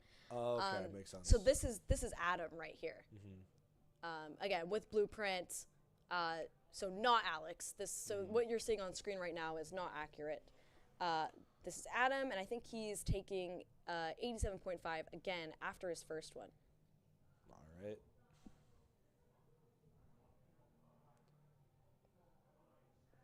And he's competing as a 67 as well. Press. Oh that's man. Unfortunate. So unfortunately, Adam has not gotten his first or second. But again, you still have that third. You gotta hold on hope. It's off the chest. Once in that position, it's so important. It's so important to be able to get out of that position. Because off the chest, it's genuinely, and at least in my opinion, the hardest position of the bench, especially when your grip is so narrow that your elbows are kind of like below your torso, if you know what I mean. Right. Exactly. So and actually, I made a mistake earlier too, because he actually got his first bench. He did get his first. So okay. he has something down. Okay. So if he chooses to, he doesn't have to take this next one because he has something on the scoreboard for his first bench.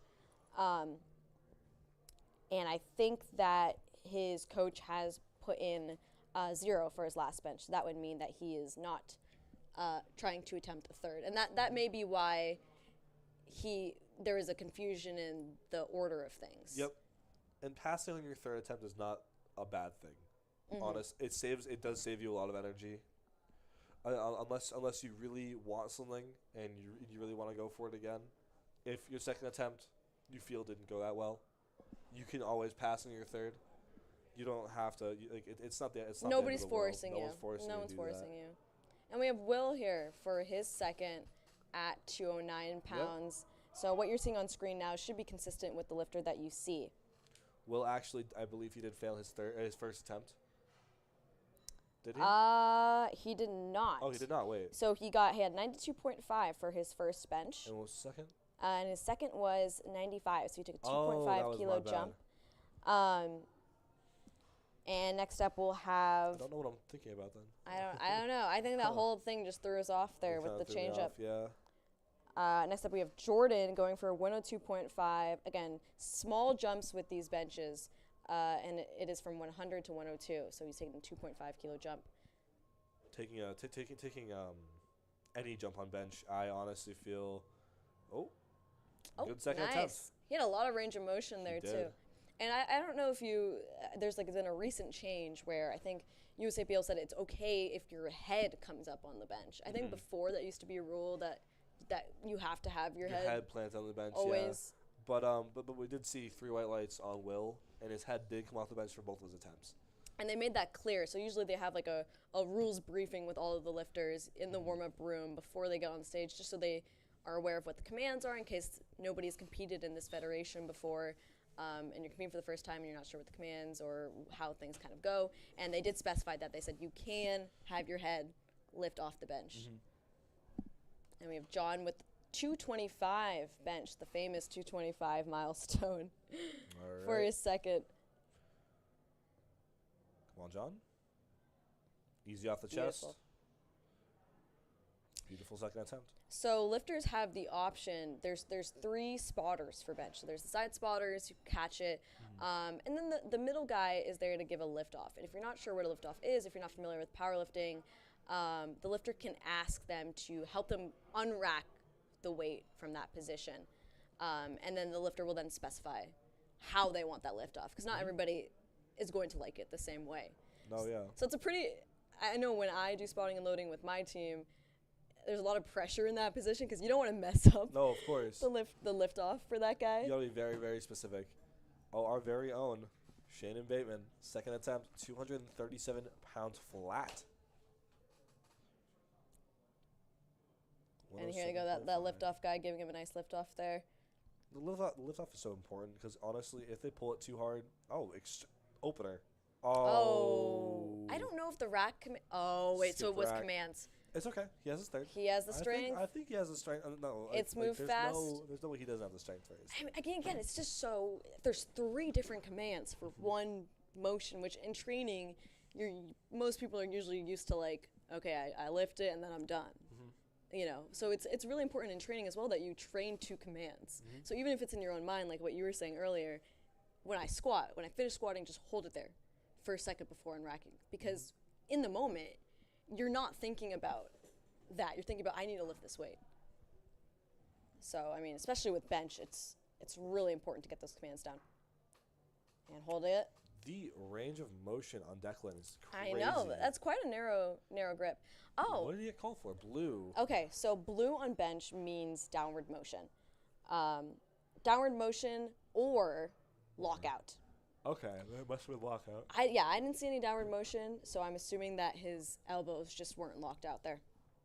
But Again, I can't really It's tell. not a 3 majority rules, So it doesn't matter. doesn't matter. But like, I don't know how the judges can see so clearly if the elbows are locked or not. I feel like it's so subjective sometimes. It definitely is. And a lot of support for Brian in the crowd. YSL second singlet of the day. Second singlet. Starting off with Ireland. Will we have a third? That's the question, man. It has to be Great Britain. I feel like you can't just do 2 out of 3 and not have a third singlet. That's you what know, I'm saying. in store. I saw a lot of people at States and CCAP just switch their singlets. Really? Yeah. I mean, This makes me want to get like a really cool. want to get one, yeah. And we have 253 on the bar for Yan. Oh, beautiful.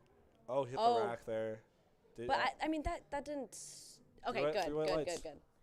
Sometimes the judges don't like when you hit the rack. Oh, that's my biggest fear, man. It's so, I don't know. Honestly, I feel like it depends on the judge. Because imagine you hit the rack and then it goes down a little right? bit. And then is that your fault? Right. Is that your fault, or is that, like what do you do with that? I think in that case, I don't know what you would do. Would you let them try it again, or would you just call it there? It's so subjective. I don't know. I personally, like, if you are seeing the hit the rack, okay, but then push up immediately. Well, I don't see the issue. I feel like that's. And but again, he recovered quick. I didn't even see the bar go down anyways, so that's not even an issue. Not even an issue for Yan. I was a little worried there. I heard the sound too in my mind. I was like, oh my gosh, I can hear that rack hitting sound, in my my mind. We have Kevin with 281. If you remember, Kevin was one of the heaviest squatters from right before this. Seems like he's going to be pretty consistent with his bench as well if you're opening with 281 as in 2.5. And he had a middle yellow light. So again, if you remember, middle is the catch-all, so that could be failure, commands, butt, or feet. So it's interesting because the head coach called that one. So I'm not sure what that could be, what he would see from there. Maybe it was feet? I don't know, but I feel like the side judges would catch that. Definitely would be a side judge thing. I couldn't tell you. Yeah, I mean that yellow is there's so many options that it could be, especially with bench. Again, bench is it's such a technical lift. Okay, like the amount of the amount of tech you have to implement while your setup, your unrack, your like everything is just so technical on bench. I don't know how to describe it. I feel like I'm just yapping right now, but beautiful. Again, Anthony from BC. Amazing. Cambridge strength right there. Classic strong, most average Cambridge strength. I've actually never been to Cambridge strength. Oh man, it's a great gym. Great gym. Really strong lifters, actually. One of the top 56s in the country, female. Her name is Rivka. She sometimes trains at Cambridge Strength. Really? So yeah, I mean, not sometimes. I think she's a pretty solid member there. But I mean, like top in the country. That's amazing. So, no, genuinely. We're almost. I mean, we're almost to the third benches. Third benches for Flight A. We have Josh, and Josh is ending this one. He's the first one to crack the 315, if I'm not wrong. I believe so.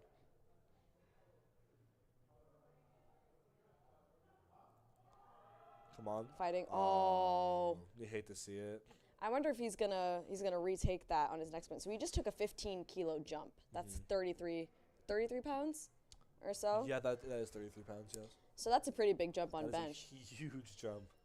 So I wonder if he's gonna take it again or if he's gonna decide something else.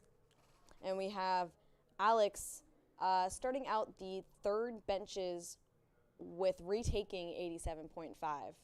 192.9 pounds on the bar. And I know Alex personally, and I know he hates bench, so I really want to see him get this.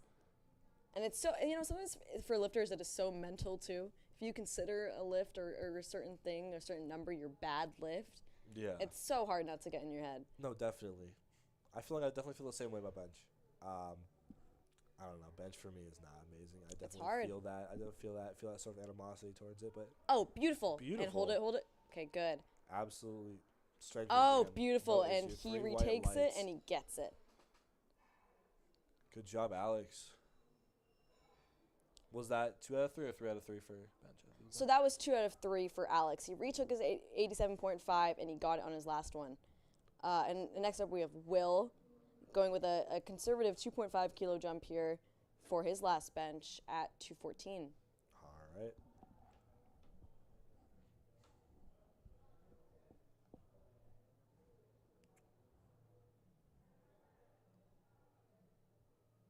Driving us back into the bench.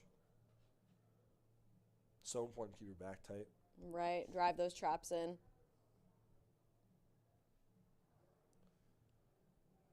Lift off, waiting for him to give him the cue. We have the 2 side spotters with him the whole time, obviously. Yep.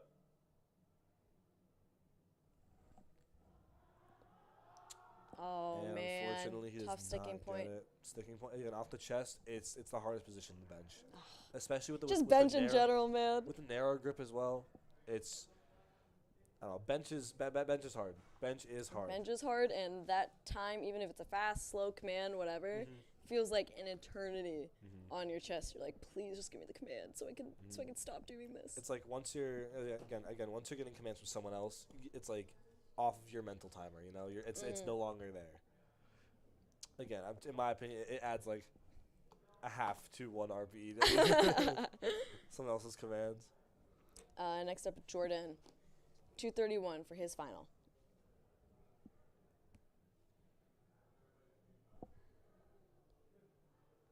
Oh, and he fights through it. Oh. Yep. Lock it out. Left arm come up a little before the right, but that does not That matter. doesn't matter. As long as the bar is going up, that's all we care about. 3 white lights for Jordan. Amazing. What a fight, man. Good what way a to fight. close out bench with a good fight. And here we have John with a 5-kilo jump for his last attempt at 107. Flying through thirds. Flying, man.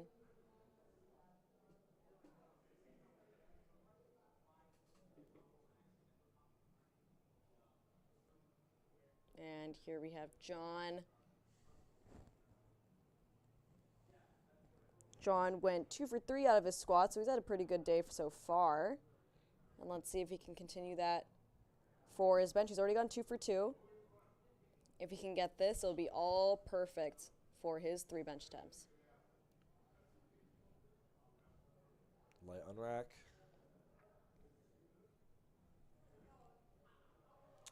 Come on, fight through it. Oh, come on. Oh, he's fighting. You can hear a lot of commotion from the crowd right now. And he locks out. He locks it out. Was it downward motion? Was there? I don't know. Is the question. Oh, Downward man. motion. Downward motion, and also you can see 2 judges, the head ref and the one of the side refs gave him a yellow light as well. So again, that could be for, butt, feet, failure, commands. But he honestly, he hit it. He hit it. It just, when I see the head ref gave a yellow, it's hard for me to think that it might be butt because they can't see Definitely that well. Definitely might have been his heels then. Something like that. But And again, Shane closing out bench with 242.5. representing us, UMass Amherst right here. We have one more person from UMass Amherst coming back later for prime time. Abby? Yes, we do. Oh my gosh. Did you even catch that? It was so fast. Oh my god. I looked away for a second. Good Shane job, bench. Shane is coached by his name is Alexander, and he coaches a lot of the new guys on our team who are getting into powerlifting. I mean, amazing coach, and he has so many clients right now, and he does it for so cheap just because he wants to help people get into lifting and learn more himself as a coach. So I mean, amazing attempt selection so far for Shane. I'm pretty sure Shane is 6 for 6 right now. Yeah, he's doing amazing. He's flying through everything today. And we have Declan with 260 for his last one. Narrow grip. Yep. Oh man. Right for that sticking point. You gotta respect that range of motion, man. You do. Oh. Okay, so we have 2 sides and 1 downward. So I think the sides are probably for butt, is what I'm gonna assume. And then downward. And then downward. I mean, it's hard when you have that much to go, you know? You did see it a little shaking a little bit towards the top. Things do happen, but again, he got the weight up. I would feel satisfied with that personally. But a win is a win, man. A win is a win. And Yan is taking a 5-kilo jump for his last one at 264. Fist bumping the spotters. Always great to show love to the spotters. And Yan as well is 6 for 6. 5 for 5 so far. Big arch. Big setup arch. Oh. He's got time. He does. Take it easy. Make sure that your shoulders are lined up evenly on each side so you're not tilted, And he fights for it. Oh, and an amazing fight. I mean, that looked good to me. 3 white lights for Yan. Good. So Yan is 6 for 6 so far. And we are still debating what singlet will he wear. I'm saying Great Britain. He definitely has Great Britain.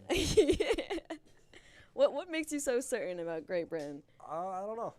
He just got a feeling. I just got a feeling. If he does, that's going to be the best moment. Best highlight of this live stream. Best moment of my life. I can die happy. Knowing that I guessed this singlet correctly. And Kevin with 292. Very close to 300. Let's see what he can do. Setting his back.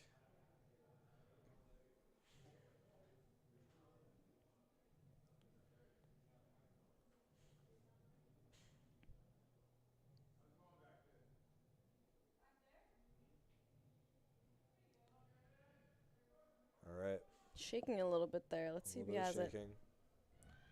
Easy. A lot of commotion in the crowd for Kevin, and looked good to me. That looked very good. Honestly, to me, it looked like a second attempt. Yeah, I mean, I was a little bit nervous there on the unrack, but honestly, I also whenever I get unrack, I shake a little bit because my wrists are a little a little weak. Now my wrist straps got stolen, so I've been deadlifting without. I've been benching without wrist straps. Oh and so man, it's just like Shake City, man. Shake City, bro. And we have Joshua coming up. A lot of commotion for him. Love cheering. Oh, I love it when lifters do this and they walk around the bench and they Honestly, they survey the weight. Yeah, honestly, just again, you have the clock to run down. You do whatever you do to prepare yourself mentally, physically for this lift. You have 60 seconds. Right. That's a lot of time. Take your time, man. Use your time. Some people rush into it. Right. But it's good to see people who don't, you know? Right.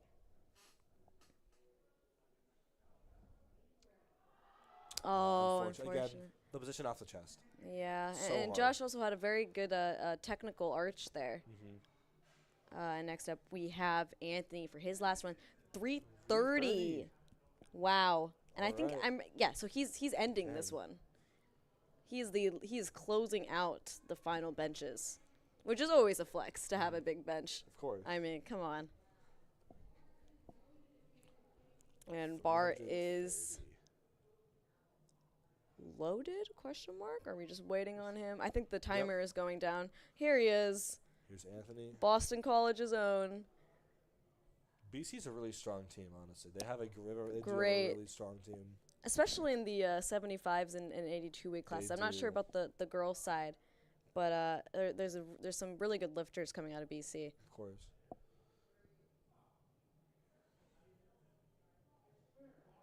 Driving his heels into the floor. Good, taking his time. Yep. Extreme. Oh, texture. wow. It was so What smooth. A great bench. What a fantastic bench. Extremely technical. All white lights for him. Everything is. He has down to a science, honestly. Amazing. And it's not like a super wide grip either, or. Nope. He's just, again, whatever works for you, and he's doing what works for him. Exactly.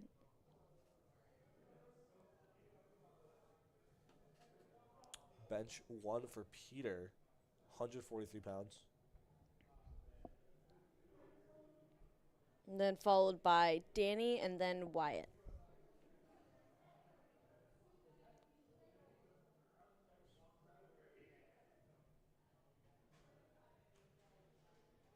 I remember Peter was the one with no knee sleeves. The second lifter. No knee sleeves, yes. Was he also?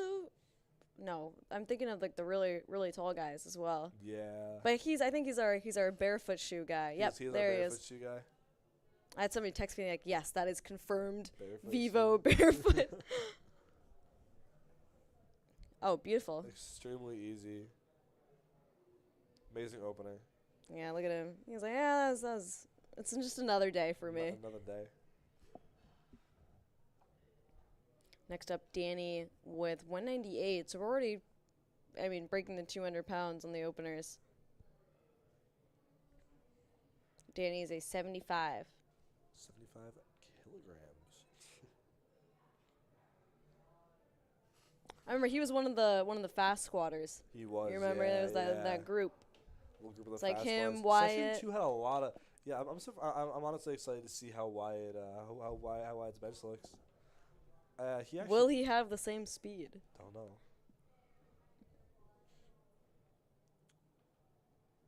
Once again, Cambridge strength. Representing CSC. Again, extremely strong team. Oh, yep. Textbook opening. So it's just like the squats. Yeah, just It's the squats all over again, man. Flight B with the speed today.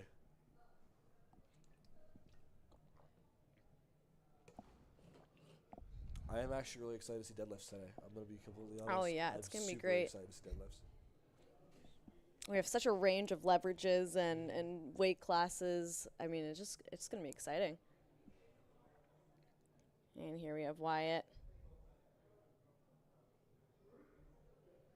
Wyatt was the really deep squatter. You remember? Yeah, no, his butt was at his heels.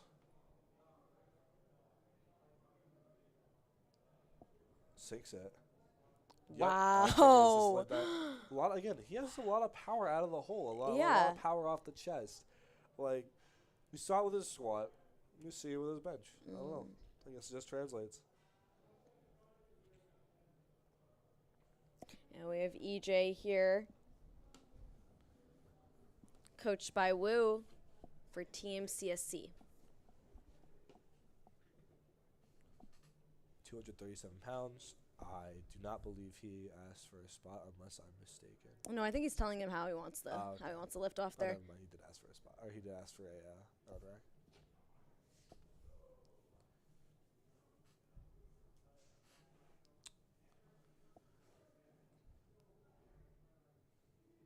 Easy. Wow. 237 already. 3 white lights.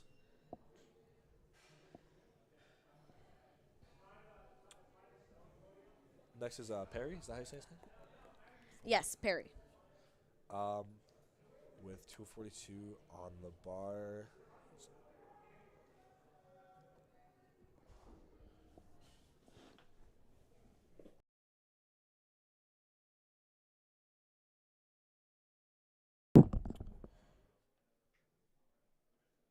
All right. Perry's setting up.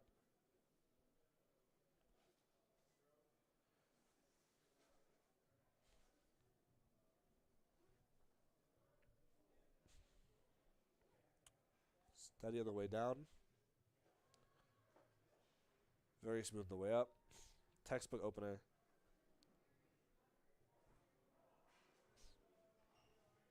Next we have Sakata.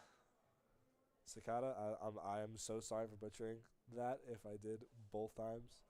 But with 275 on the bar, 125 kilograms in the 75 class.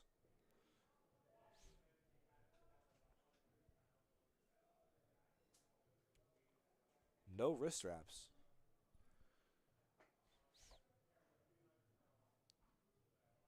You can drive his traps into the bench. You see he's representing the Colosseum barbell with the competition tee.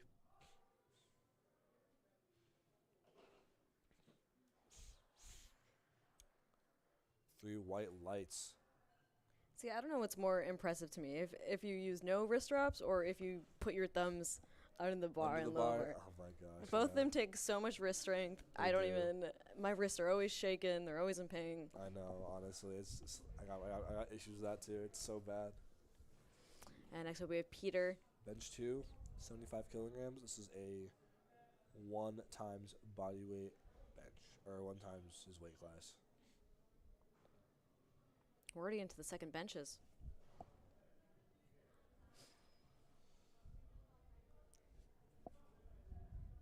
I'm honestly surprised at how fast we're flying through lifts today. I know. It just goes to show how like efficient the spotters and loaders and the judges are at checking over to make sure everything's okay. There haven't been any misloads, no crazy dangerous fails or anything. Nothing bad going on. The spotters and loaders have been amazing today. Northeastern does a very good job at training new lifters on how to spot and load. All right. Danny coming in again, no wrist straps. 214. I feel like it's going to move just as easy as the first one. I think so as well. We have yet to see him struggle. Honestly, he's had a smooth meet up. He's had a smooth meet up till this point. I think he'll definitely keep it going that way.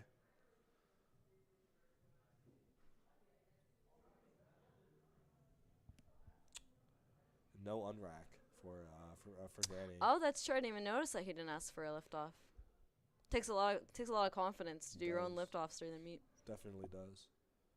Good technical arch. Yep. I mean, beautiful. Just a beautiful technique overall. That's 3 whites for Danny. And followed by EJ coming up with 253 pounds on the bar. I mean, that's my dream squat. you know what I mean? Honestly, that's my dream squat, personally. But that's my dream squat. But 253, 115 kgs. And he's explaining to the liftoff guy how he wants it. So sometimes the liftoff guy will be like, "You want to count me down? Do you want me to give you the countdown?" It really ranges on what people like for their liftoffs. Honestly, a lift off can make or break your lift. You have to be It so really specific with can. someone. You don't want to drop it Because, on them. yep. But some people like it to be fast out. Some people like it nice and A slow. lot of people some people just like a little bit of guidance. That was a Oh, very beautiful. very beautiful second attempt. But some people like guidance, or just like a light lift, you know. Mm-hmm. But some people like it heavy, you know. Some people just like to be yanked off for them, you Right. know. Sometimes they It's need a little bit more support. It really, I mean, it just ranges. does. Next up, Perry with the same weight, 253.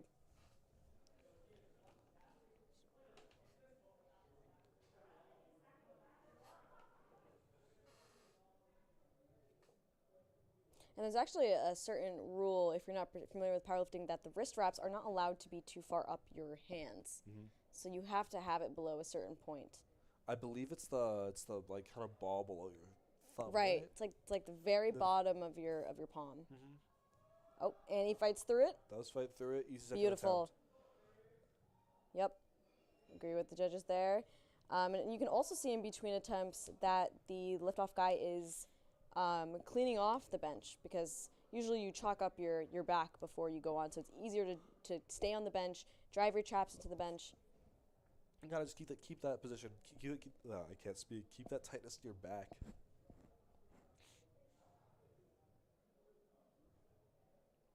And we have White here, fast lifter, also 259. Yep. And see if he keeps it the same as his last bench. Again, he's very strong out of the hole, both his squat and his bench. Let's see how this one moves. Amazing. So much power. A lot of power, honestly. He, again, in his squat, sunk it a lot. But again, out of that hole, he has so much power. Mm-hmm. And then, especially with this, too, he just sinks into his chest and thrusts it up. And it's hard to also, like, when you're doing that kind of, using that kind of force for your bench, like, to keep your butt and keep your feet on the ground while using so much force like that. It's hard to, like, not use, like, most of your body for that, you know? Like, a lot of your... It's impressive keeping it in position. Sorry.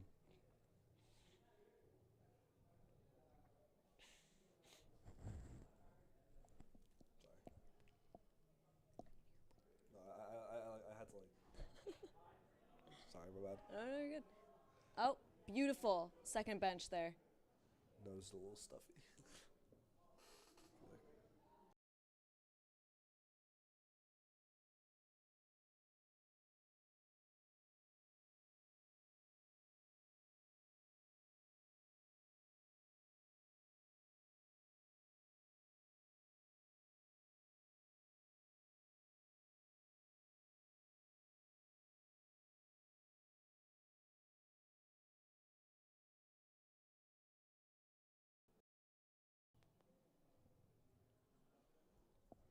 Okay, and now we're entering the third benches. Peter starting us off with 176 on the bar.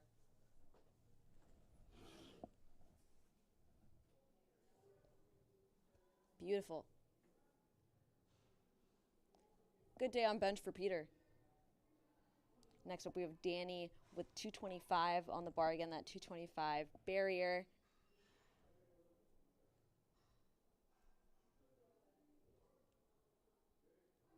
And again, just really flying through these today. It's already the second or third, and we have 225 on the bar.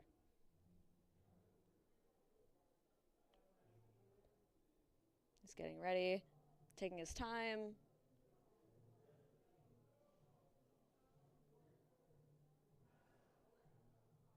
And these spotters are there and ready. And he did not ask for a liftoff.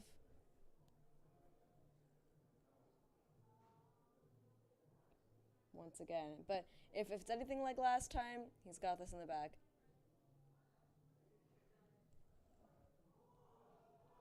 Fighting through that. Perfect. Again, very technically proficient bench here representing Cambridge. And we have EJ. EJ here with 259 pounds on the bar. And they're wiping down the bench, wiping down the bar of all the chalk. And they're ready to go.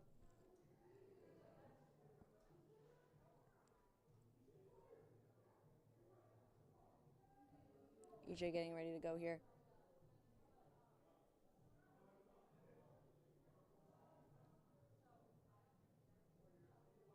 You can see his coach right there in the back filming for him.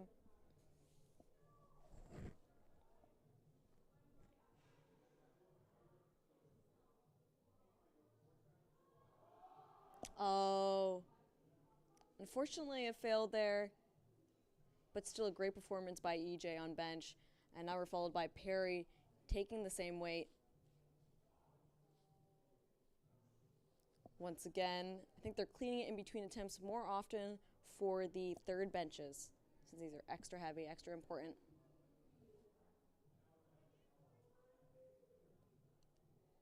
And Perry is ready to go.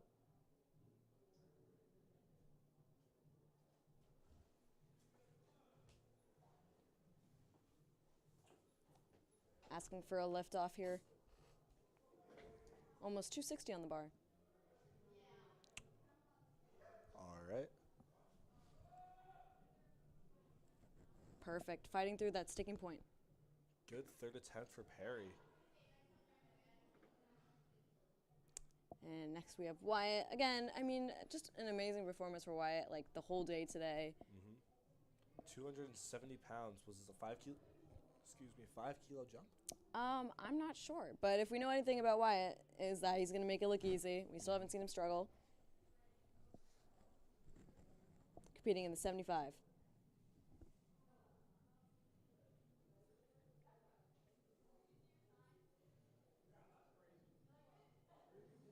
Wide grip setup.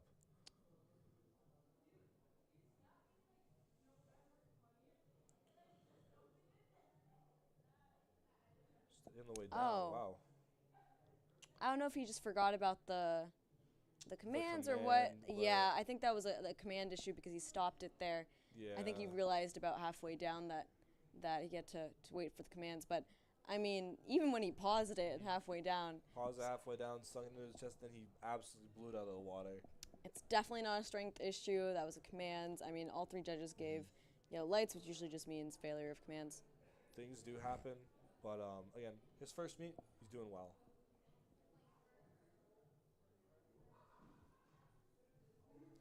And we are going straight into the first benches right after this one and ending the final benches at 314 pounds in the 75 class. Absolutely crazy. I want to say Cicada. Cicada? I'm just going to say that for now. I'm sorry if it's wrong. But, I mean, we just have to acknowledge this bench right here. 314 on the bar is a 75. And not much arch from what it looks like. Oh, man. It went up and then down and then back up. Oh, I gosh. think do you think he rushed the Yeah, maybe rushed, but I also think that it might have bounced a little bit off his chest due to the descent. Oh, yeah, you're right. And might have lost his, knowing that it might have been called for downward motion, might have lost his confidence there. Yeah. And then flight C, final flight of bench, before we move on to deadlifts. Opening it up is Will Anderson at 209. Will's had a good day so far. Smoked his squats. And hopefully he smokes bench as well.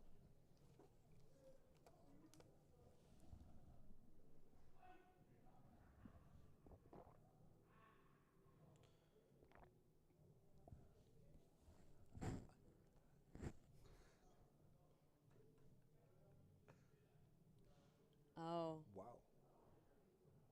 I think that was that failure of commands? I don't know.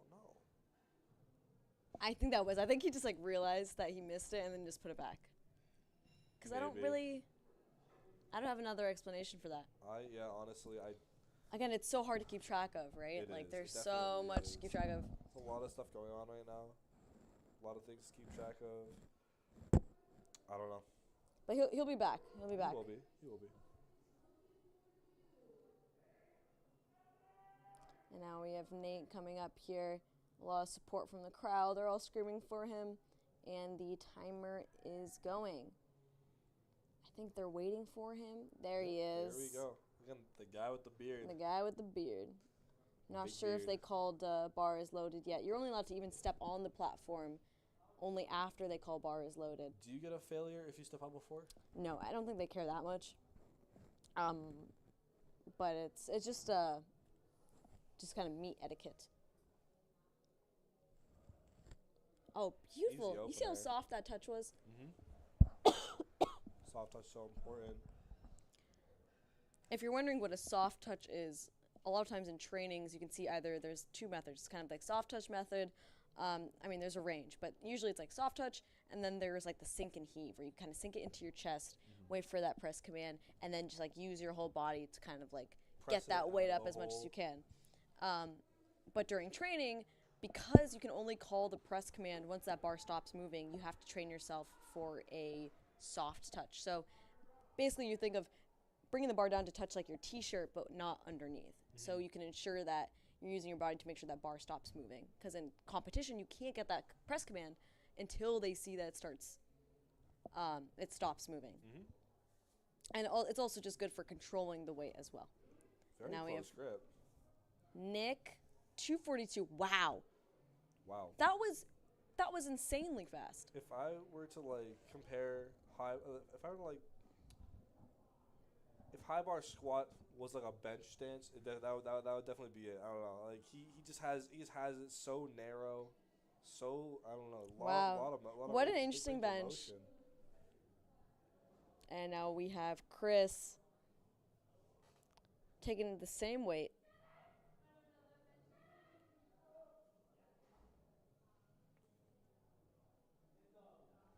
.242 on the bar.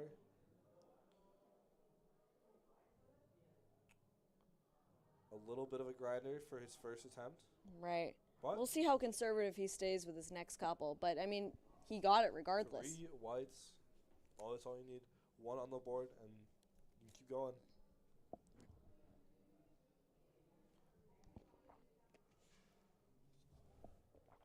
Joe coming with the same weight.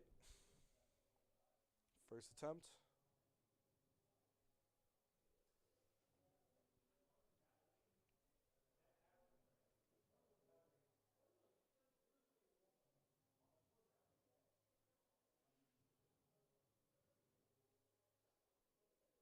Easy first attempt. Good stuff for Joe. Up next at Laquan with 120, 265 pounds on the bar in the 90 class. One of our taller competitors. Kind of does affect your range of motion on bench. The taller you are, the bigger wingspan you might have. That does make bench a bit harder. But see how he does this. Taking his time setting up.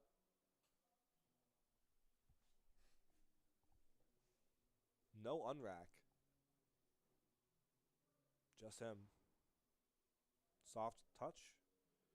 Wow. That was a great soft touch. Fast first attempt.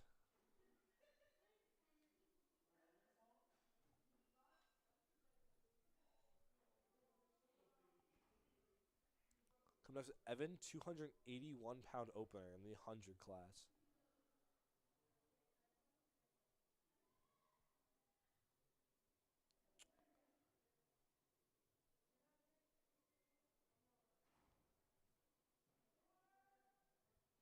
Making sure it's a good setup.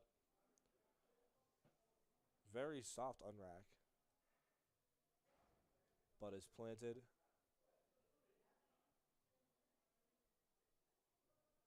Slow descent, but fast opener regardless. We're already into the 280s here We are. on the openings. 325 for Daniel in his first attempt. Wow.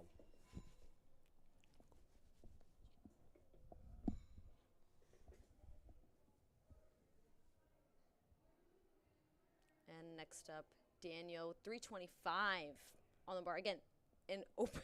An opener, 325 in the 90 class. And if I remember correctly, I think Daniel was the one of two who tried that 534-pound squat, I He think. did, yeah. He was the one who actually got it. Yes. Did he get it? Or I did they think both? so.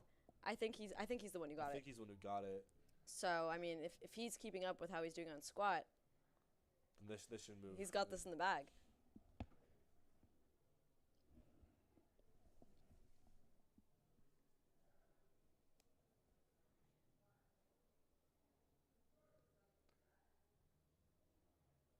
No wrist straps as well. Very Wow. easy. Oh my god. And you can see at the beginning of his bench, when he like brings up his chest a little bit more, he's pushing his shoulders together in the back to create that tension and bring his chest up towards the bar. And once again, 336 for Alexander for his first attempt, ending off first attempts for flight C.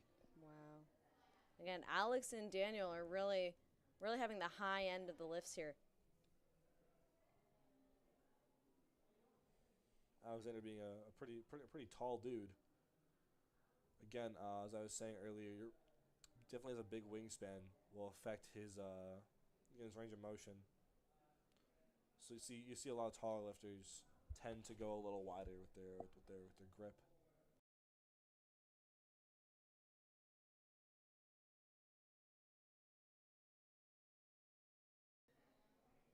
He's pretty tall, maybe. And next we have Will Maybe heading into our. mixing them up. They kind of look similar.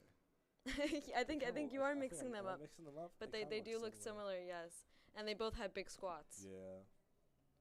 And also big benches. Next we have Will coming over 220 on the bar for his second. And if we remember, I think on the first one, Will might have jumped the start command a little. Yep.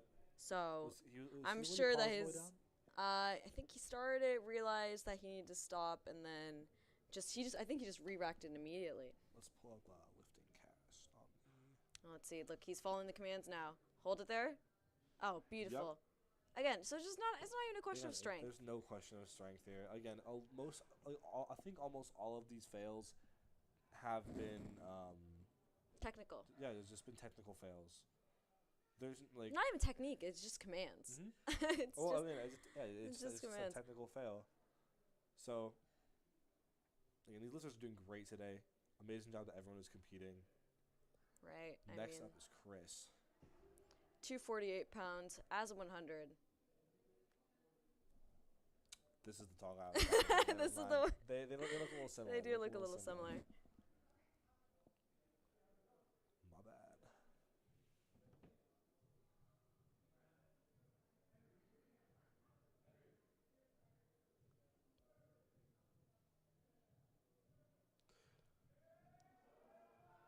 Oh gosh.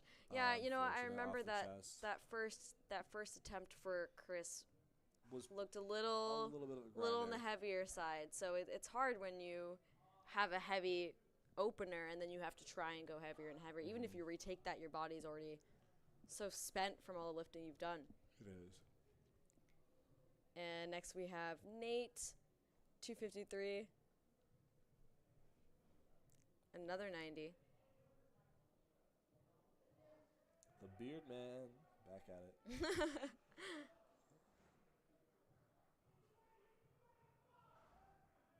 A lot of hype for him in the crowd. A lot of hype in the crowd. He is here to impress.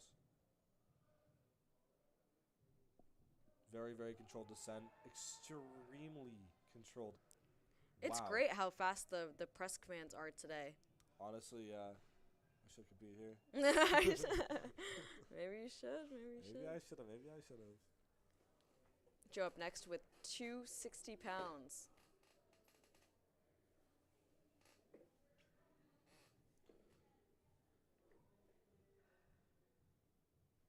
Are these different shoes than the bare feet, or are we still with the bare feet I shoes? think no. This The is barefoot. this is different guy. Different guy. Is it? Yeah. This is the. I'm confusing everyone. Yeah. No, because they have the same singlet. They have the same white outline. right. Inter singlet. Yeah. Oh, beautiful bench. 3 white lights for Joe. Things are going pretty smooth so far. They are. All right, Nicholas, second attempt of 264 pounds, 120 kilos in the 110 class.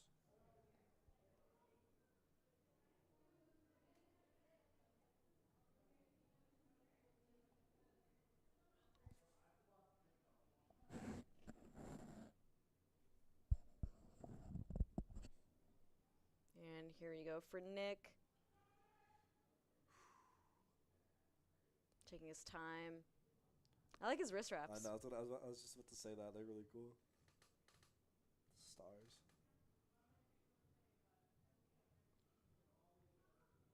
I would be so nervous to be the liftoff guy. Honestly, It's a lot of me too. responsibility. Again, for such a big guy, he's on a narrow grip. What? Extremely fast. Wow, too. wow. Oh, and he got called for downward motion there by Wow.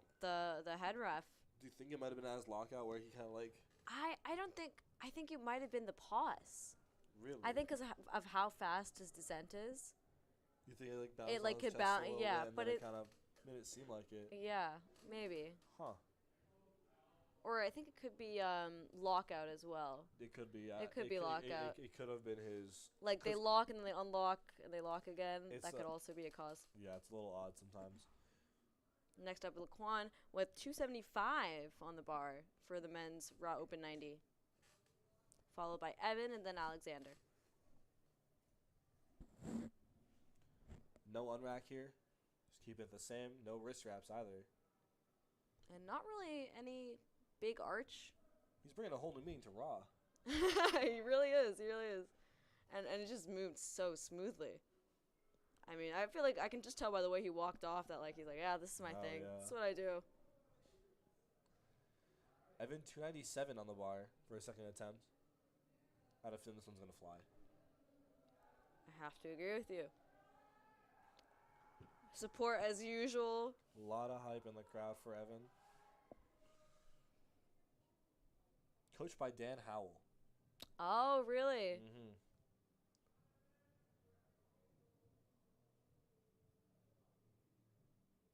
You can see Dan standing there in the back. Look at him squatting. Slow descent. Good soft touch. Ooh. A little bit of a grinder. But it's steady But it was steady. fight.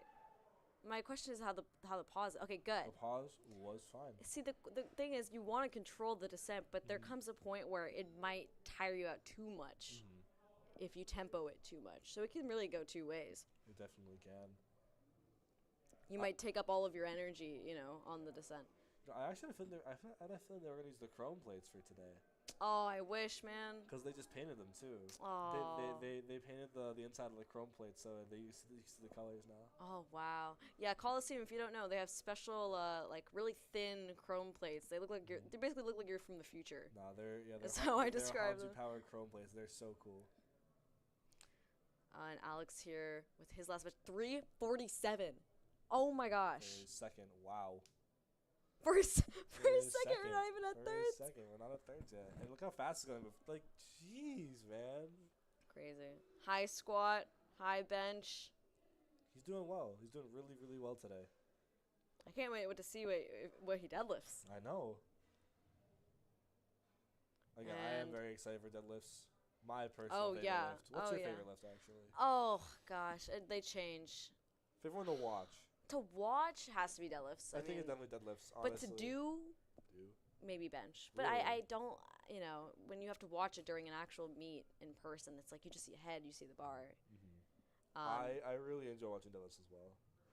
But to do, probably also deadlift, I'll be honest. I mean, they're just fun, They're man. just fun. Daniel, All right. second attempt at 363, man. 363. Do you think he's gonna break the So 380 let's cover it. We have 534 squat, Mm-hmm.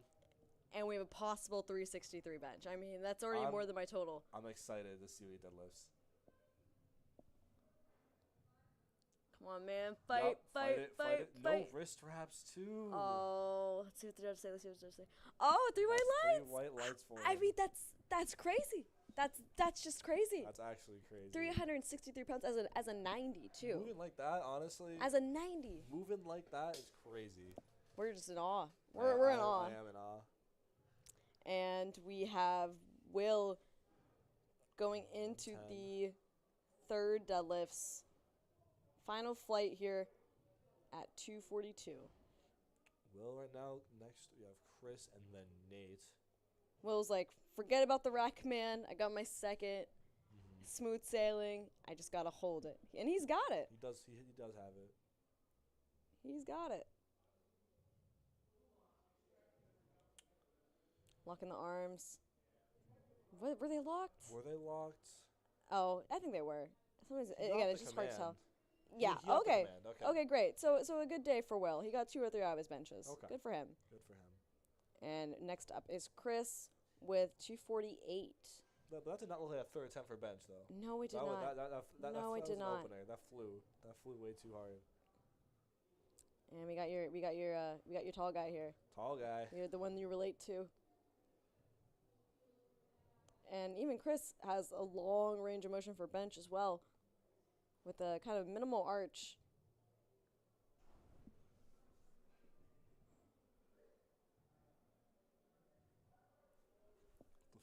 That's my friend.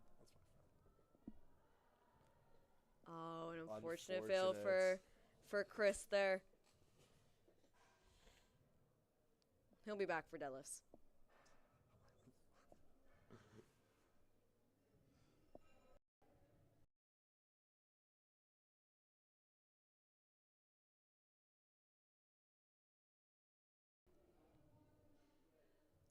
And next up, we have Nate with his final bench of 259.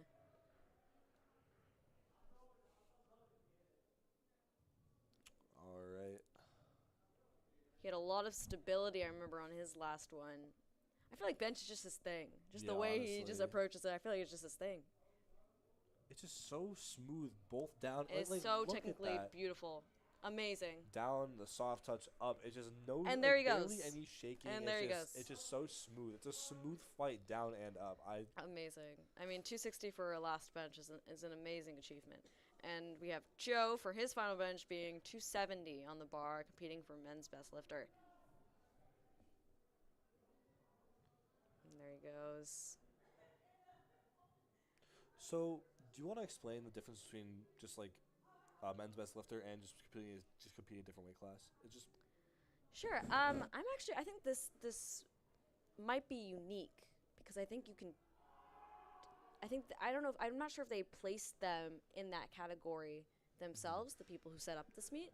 Okay. Just like with prime time, that you have to get an invite to be in prime time. You can't just automatically be. So usually they'll have a cutoff of like how strong you are, like a certain amount of dots. Which, if you don't know, dots are how strong you are compared to your body weight. So, I'm actually not sure if the directors of this event placed people into the best men's lifter automatically based on how they gauged people would place, or if you had to sign up for that category.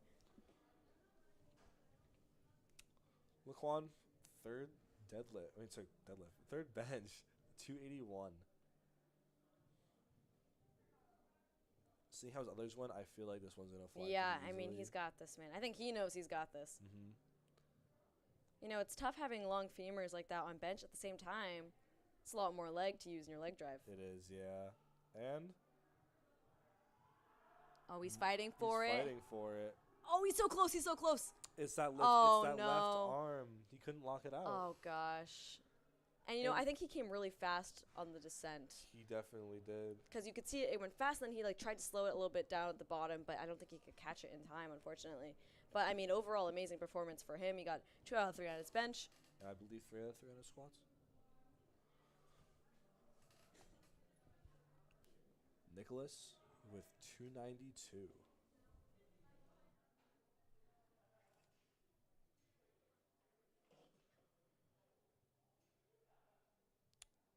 The men's open 110 class.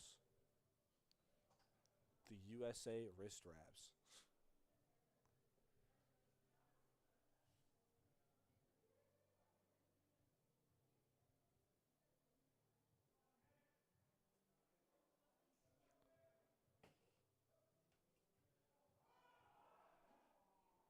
And again, it's in my opinion, you know, right there it came down to his tricep strength. So close in that position right there. That's all tricep right there. That's just such a difficult. I mean, but I remember his because we were both fascinated with his because he had such a fast descent and press as well. Evan with 303 on the bar. A lot of hype in the crowd again. Evan's got a whole crew here today. He does. In the crowd. 303. We've cracked that 300 barrier.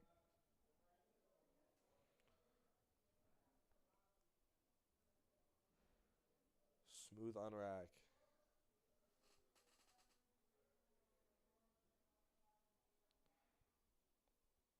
Tempo down. Soft touch. Grinding. And he has that. 3 white lights for Evan. Amazing. Cracking Amazing that stuff for Evan. 300 barrier, and the crowd is just, I mean, going crazy for him. I think he's gotten the most amount of support and applause from the crowd that I've heard so far. Definitely does. Whenever he sits on the platform, it's just constant screaming. Hold on, stop everything. Stop everything. Alex has 358 pounds on the bar for bench. That is wild. That's people's like dream bench, like dream squats, dream deadlifts, and he's about to bench this. Do you think? Attempt? I think he's got this. I think he has it. I think it's gonna be a fight. I think he but has I think it. he's got it. I mean, it's. I mean, just having one of the biggest benches is such a flex at a meet. Definitely It's is. because it's such a difficult lift. And again, he didn't even have a lift off. No He's been lift doing off, his no lift offs. unrack, just him. Oh, and That's he's pushing. That was a second attempt. Wow. That was Oh my gosh. Extremely fast. 358. Good stuff for him today. I'm losing my mind. Amazing stuff from today. But now we have 385. I'm 385 today. And now we have 385. In the 90 class. 385 pounds. I mean, that's 15 pounds off of literally 400. I'm just in shock. Was Alex also? I think Alex was 100, correct? I think Alex was 100. I think so, yeah. So Daniel is one weight class lower than that and going at 385. I mean, he definitely does what he does on bench. This is definitely what this is his thing, man. It's definitely his thing, yeah. I feel like bench confidence is just different. If you think you can is. bench, it's like, you know. Sometimes when you ask people about their bench, they're like, oh, you know. But my squat and deadlift. My squat and deadlift, though. That's like me. Oh, man. Come on. Oh, man. What a fight. Was what a fight, but couldn't get it. Unfortunate, but still amazing for Daniel today. He's been doing so well. Alex, Daniel, I just everyone's been doing everyone great has been. Evan cracking that 300 barrier. Yeah, he cracked that 300 today. It's just. And we are moving on. Deadlifts. We are moving on. I mean, deadlifts are just the best. I mean, they're just the best one to watch. You got to come back. You got to stay. Slight intermission, but we will be back. Yes, and please know when you see the 10 minutes on the screen, it will start and it will count down according to when they're done setting up with everything. So if you look right now, like they're still setting everything up. So stay here. And just stick with the timer here, and you can know when you come back. They'll start it when there's 10 minutes left. So we'll see you soon.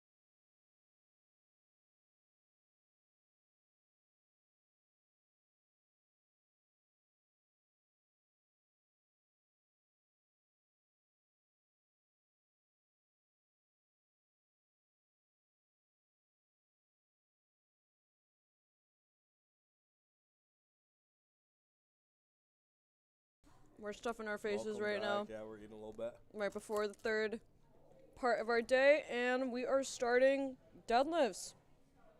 So exciting. Are you excited, Matt? Because I'm really excited. My to watch.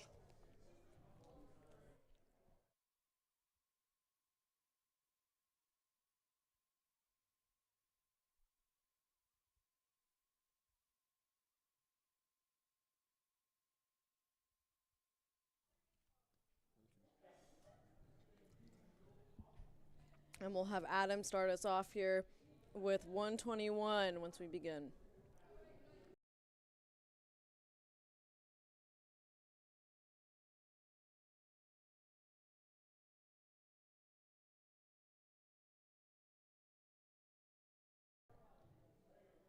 All right, and here we go.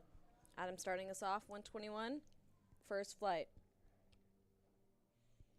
And I have a feeling that we're gonna fight through these and go through these pretty fast as well. Mm-hmm. Good first attempt by Adam. And let's see what the judges say. Oh, I think there might be also a change in attempts. Three white lights. I think also the reason that things are being changed is because of maybe an injury or a flare-up that might be happening. Mm-hmm. And next up we have Alex with 358 on the bar, competing in the 75. And it's so interesting because we're going to get to see how different all of the stances are, you know, what people's grips are. I mean, there's just so much variability when it comes to, Of course, the deadlifts. deadlifts. And there's two main positions, and this one is called conventional. So that's when the legs are closer together, your arms are right outside of your legs. And I mean, he just made that look very easy. Absolutely fly. And then there's sumo, which is technically it just means like when your arms are inside your legs, and they're usually wide apart, but you know that wideness can vary. You can have it your joints stacked on top of each other. Some people have their feet come inside. Some people have really wide stances. I mean, so much at play when it comes to leverages on deadlifts. A lot of variability. You usually see. Oh wait, there we go. Shane. Conventional puller, hook grip. And he smoked his first opener, 380 pounds. The three white lights for Shane, representing UMass.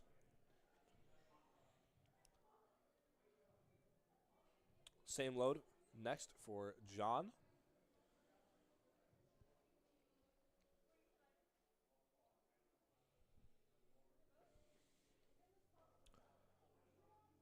John coming up. Here, John. And do you want to explain what that is on their legs, Matt? So that is baby powder. Basically, it's the opposite of chalk. As you put on chalk to add more friction to your lift, so your hands don't slip. Baby powder is the exact opposite. It basically makes things slide up your legs. So nothing gets caught if the bar makes contact with your legs, or your hands or anything. Make contact with your legs, everything just slides up instead of just getting caught there. As it would if your legs were sweaty, it absorbs a lot of moisture. Right. So just makes everything a lot easier. Not lockout portion of your lift. And especially for certain stances, like even, I mean, this could apply to sumo or conventional, but it's very easy for the bar to get stuck on the upper of your quads. If you have bigger quads. You know, so I mean, baby powder is crucial and chalk is crucial as well, and it's important to, number one, make sure that the baby powder doesn't accidentally rub off your leg, and also that you're not getting any on your hands. Because the moment you get baby powder on your hands, well, now it's acting against the chalk. Yep. And now your grip is slipping. Yeah. Everything's not good. But three white lights. Now 424 for Jordan. Already into the 420s. Yep. This is gonna get big numbers very fast. Big numbers very, very fast, especially in the B and C flights. And a unique rule here when it comes to singlets, and I'm sure you'll notice that this is the only lift where you're allowed to not have an undershirt underneath the singlet. You can't do that for squat, you can't do that for bench, but deadlift you have the option to wear a shirt underneath or not. Nice. Good first attempt, 424, 3 white lights. I feel like it's harder to gauge how somebody's going to do in their last attempts when it comes to deadlift because there's so many things that can technically go wrong once you get into the heavy numbers. It's like you can have a great like off the floor up until the lockout portion, but then once you hit that lockout portion, stuff can happen. It's like sometimes I can make or break your entire lift, Great. And then you'll also see like some pretty big jumps in the rankings, right? Because if you're good at deadlift, that can add so much more poundage and like to your overall total. Of course. So that's why you'll hear this term like deadlift specialist and how people don't like them at meets because they'll just jump way ahead in the rankings out of nowhere because they have such a good deadlift. Yep. And that looked great for Will. Amazing stuff by Will. 3 white lights. Next one on to Joshua Lim, 446 pounds on the bar in the men's 82 category. Another important thing to note during deadlifts is that you're not allowed to just drop the bar. So if you lock out at the top, even though you got it all the way there, it was technically perfect, you're not allowed to just drop the bar. You have to drop it with control. So you have to stay onto the bar, which is pretty interesting because it's not like if you drop it, that means that you're not strong enough. But it's a very important meet rule to make sure that you don't get really excited and just throw it on the bar. Throw the bar on the floor and just get all hyped. You need to follow the bar with your hands all the way down. All the way down. Wow. Extremely fast opener. I could hear him put the bar down me too. From here with all of that power. I can feel it. I can feel it on the floor. All right, Kevin, 451. Again, gosh. the men's 82 class. I mean, before we know it, we're going to be in the 500s. Just like that. I'm thinking, honestly. This opener is... We still have a lot more to go. We do. Kevin, here, get him in. Do you want to explain, the requirements of deadlift socks? Oh, deadlift socks. Okay, so everyone is required to have socks that go at least right below their knee. That is because if the bar does make contact, I actually have a little scab on my leg. Because if the bar makes contact with your legs, you can get cut, and they don't want blood in the bar. So you are required to have deadlift socks that do go up to your knees. Wow. Extremely fast opener from Kevin. Oh man, now you're gonna see the people who were confident with deadlifts start to come out. I mean, just the explosive power with such high numbers. It's so cool to see it. I know. It's so cool. It makes me want to start competing right now. No, it's fun. Really is fun. Yan has a lot. Oh! Hold on. He's got the Great Britain. He has the Great Britain. Wow, you called it, man. You called it. So that marks 3 separate singlets. 3 singlets for Yan. That Yan has worn throughout this entire meet. Amazing. Again, still and representing he got the YSL. Great Britain on. I knew it. I mean, wow. Like, So easy. Look at that. Confidence. Especially in the 67 class, too? Oh, man. 460 in the 67 class. And if you listen to Colosseum live stream, there's a lot of commotion going on for Yan. So I think they know that he's... Oh, of course. That he's a deadlift specialist. No, definitely. Definitely. 523 for Anthony now. Get in the 500s. We're in the 500s. We're in the 500s. Oh, okay. Anthony, last lifter in the Flight A for openers. Can't wait to see what he pulls for his last one. And let's see what kind of stance he has. Do you think he's sumo or conventional? Guess right now. Quickly. Sumo. No. Oh, conventional. Wow. Such a fun game to guess. It is a fun game to guess. Wow, that's so impressive. Let's see him open this. Oh, look at that. Oh, wow. Very easy. I mean, a little slow, but like that's gonna happen when you're at over 500 pounds. Yeah, of course. I mean. And you feel it on the floor too when he drops it. His build reminds me of like Russ Swole. Like this leverages that kind of, because if you don't know anything about Russ Swole, he is also like very loyal to the conventional deadlift. stance. Yeah. I feel like he's like a similar kind of build to that. Of course. In those cases, it's like, conventional is the better way to go. Yeah, of course. Your leverages might complement that. You know, the whole sumo's cheating argument. Really, I'm personally It personally really not a fan. depends, Yeah, man. it really depends. It's Not like that easy. it's not. Yeah, I personally can't pull sumo for my life. That's not. That doesn't happen. My It leverages don't requires work with that. mobility, you know. A lot of It's mobility. different muscles. Mhm. It's a whole different thing. Of And we have course. Adam here with his next one. 154, his first one moved easy. Let's see how this one moves.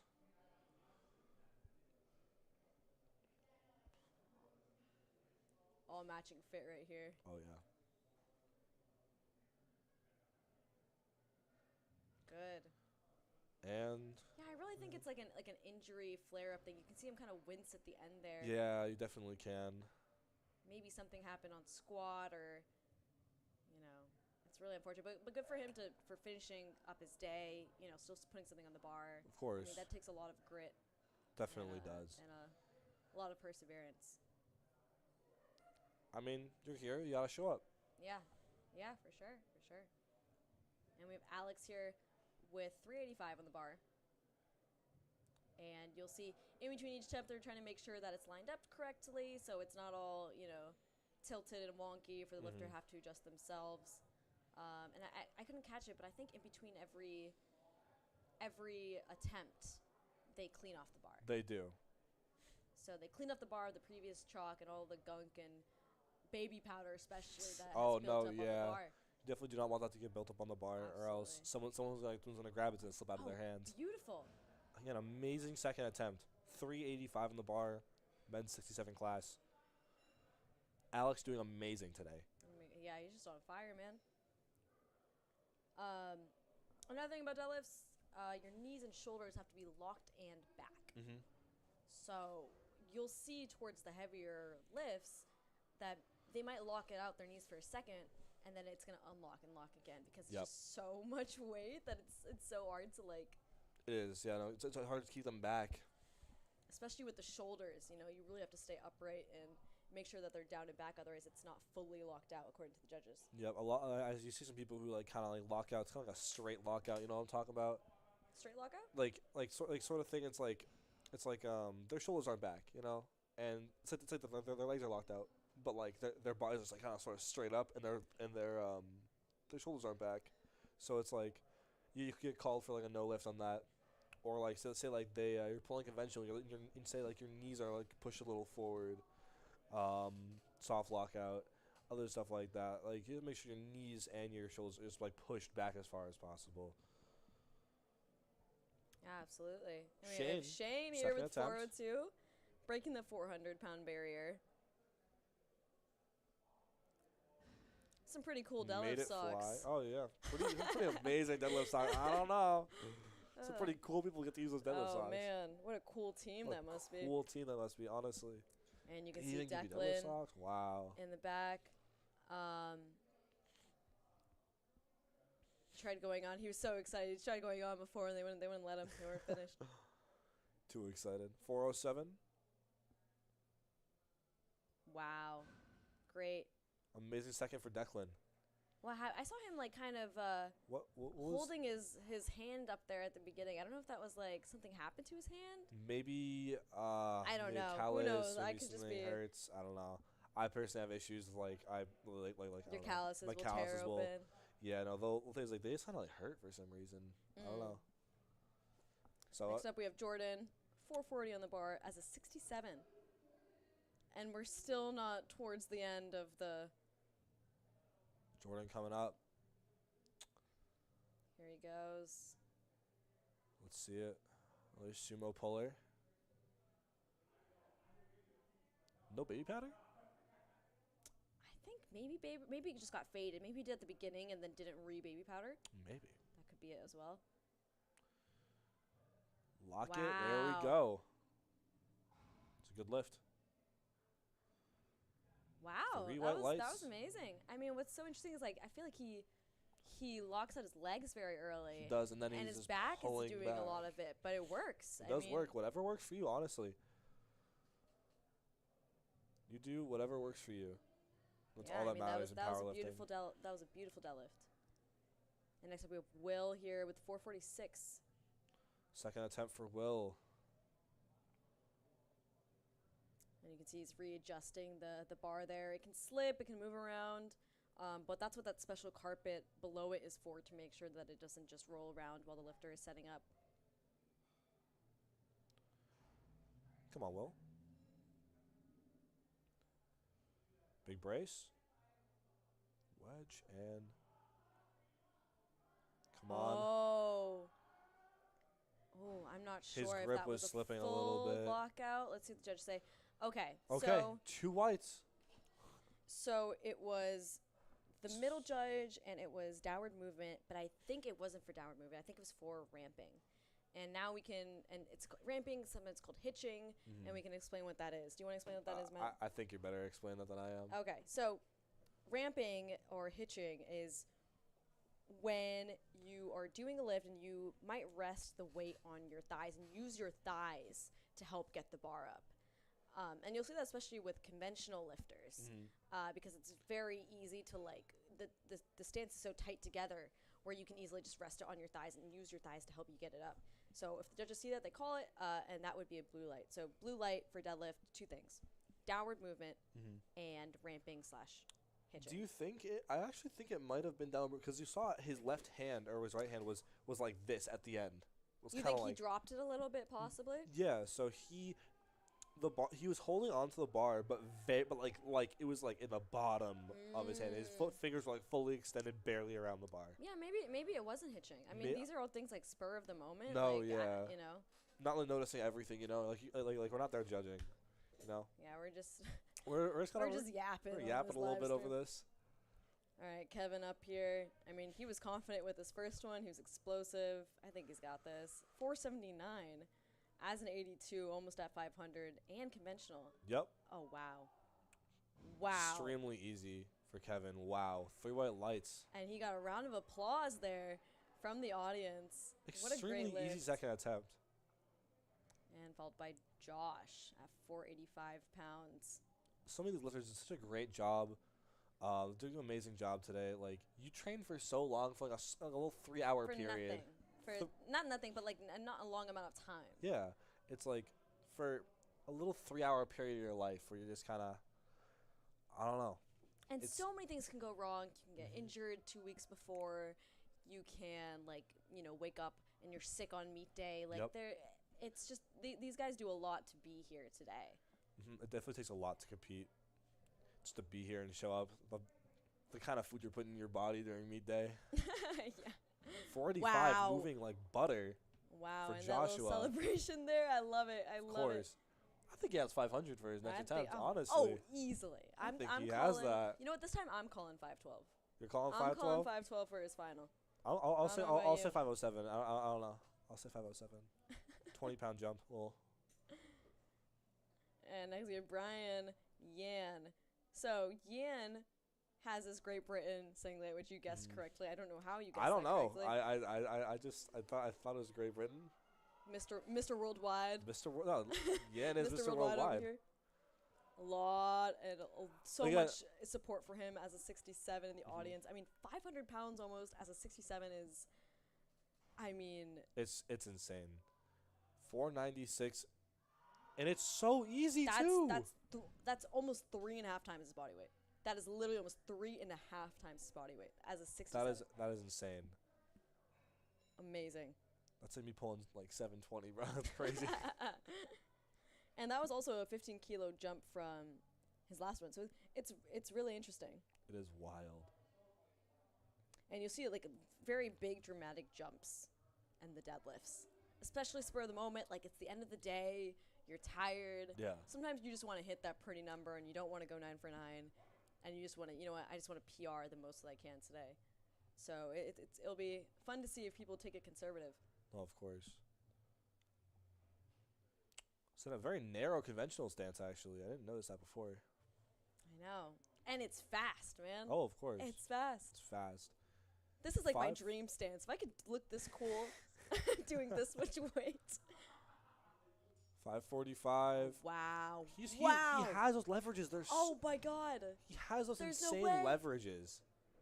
Wow. That moved so well. And you can see Chris in the back there. TSP Chris. Shout out giving TSP. A quick nod. He's like, yep. I knew that was going to happen. I think Anthony's got this in the back.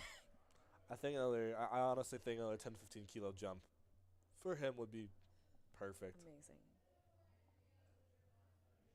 I think Anthony's and Yan's lifts have got to be like my favorite so far. No, because they both do so well. And such different stances too, right? Like Anthony and Yan's, I would argue, are like complete opposite of each other. And so you might be able to hear this because there is so much noise coming from the room on these last deadlifts.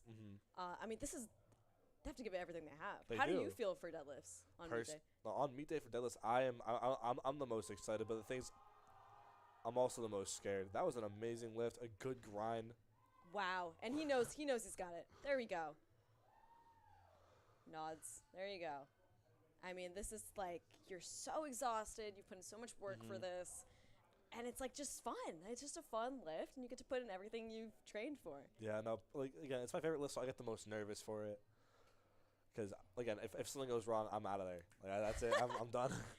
But now, personally, I love deadlifts. It's just so much energy for deadlifting too. Everyone's yelling at you. It's so dramatic, but I love it. And especially from like my favorite part is just if someone gets it, the big drop. It's just yep. back, like back the fight down to the afterwards, floor. and they look at the screen. You're like, oh, did they get it? Did they get it? Yep. Because sometimes it's hard to tell on deadlifts. You know. It definitely is. Because of that form breakdown that you'll see. And we have John here, 407. Can he get it? Downward motion. At least, come on, you got it. Lock it out. And he locked it out, but sadly there was downward motion. Downward motion and also ramping hitching as well. So, but still, I mean, still a great day for John. Still a good day for him, and honestly. I mean, in my mind, things like happen, but it wasn't a question of strength, you know, which is. He had the strength to do it, and he did it. Just. Sadly, there was some downward motion. It's just hard to lift to a comp standard. It is. When you're doing weight that heavy. No, of course. And we have Shane with his last bench representing us. His last bench. Oh, sorry. Oh, my God. His last deadlift. You're messing things up. Oh, gosh. I'm ruining it. Come on, Shane. 430? Easy. Now, did he lock it out? Yes, he did. And the judges agree. Amazing day for Shane. Honestly, he's gonna live the rest of the day today like the same day every single day. Yeah, same thing. We're getting back in the car, and he's most calm person I've ever seen before. He's so calm. He was watching his UFC fight clips. Declan coming in with 441 pounds. Competing for men's best lifter. I love those deadlift socks. Gotta be honestly honest with you. They are really cool. And here we go. I mean, explosive lifter. Oh, the scream. I love it. I love it. And you can see the emotion here, right? A lot of emotion. So I mean, they're just so tired from the day. Because a meet takes so much out of you. Do you want to like? Do you want to speak to that? I mean, like, it's like meet day in general. It does. It does. I mean, I know for me, the day after meet day, like I'm not moving from my bed. Oh my! Oh, you don't understand. I can barely even eat food. Like I. No, I can eat food. I'm not gonna. I don't know. The adrenaline like just does something to me, man. Can't sleep. Like I'm just laying there looking at all my videos from the day. It's just such a beautiful, like right after you finish third deadlift, you're like, oh my God. It's over. I can just stop and enjoy it's over. the day. No, yeah, it's over. Wait for awards. And next up we have Jordan coming up with 451 for his final. I remember he was the one who, locks his leg out really early, but he has such a unique stance. He does. And I love to watch it. Here he goes. Amazing. Yep. Wow, 451. Oh, gosh. That was a perfect lockout if I've ever saw one. That was a perfect attempt, honestly. Great selection. And an amazing day for Jordan. Coming up is Will with 457. Will for third attempt, 457 at the 67 kg Yeah, I was class. going to say, it's a 67. I mean... He's doing well. He's doing really well. It's hard to keep in your mind how much weight this actually is in relation to, like, the body weight of the lifter when you're watching it. It's because you get so used to seeing big numbers, but this is an insane amount of weight. This is what, 2.5 times his body weight? Yes. Around. Somewhere there. Somewhere in that ballpark. Here he goes.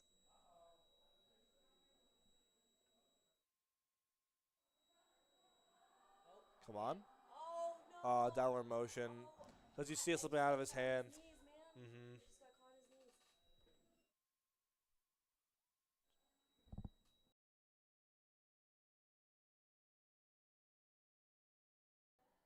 And Are we next good? up, we have Kevin. All right, but we're good. Yeah, sorry about that. We had some feedback going A bit on. of feedback.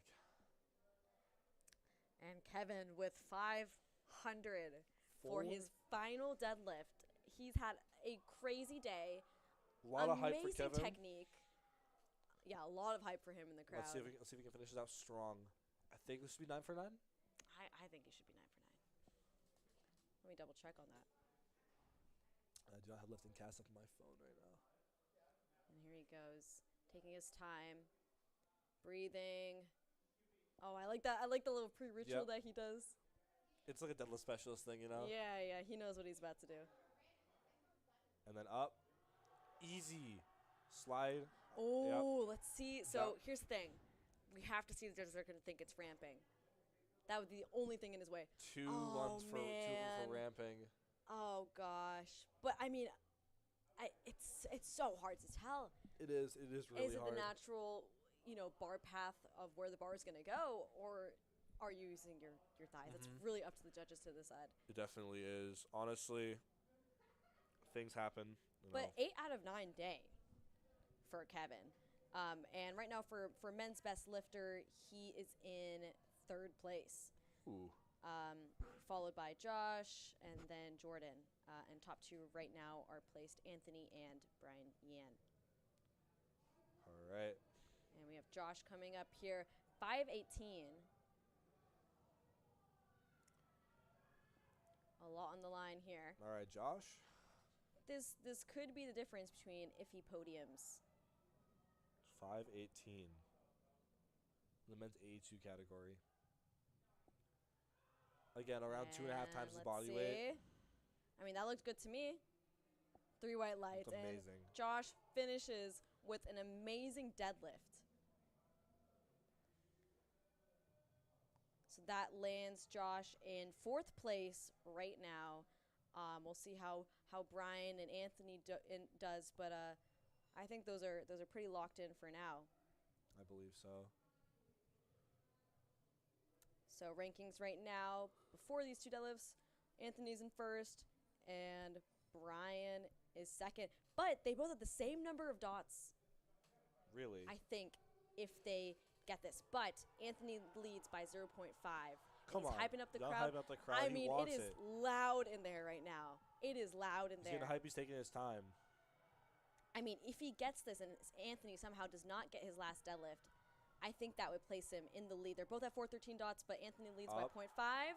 Grinder. And oh He my gosh, has it looks that. good to me. That looks amazing And to let's me. see what the judges say. A lot on the line right now.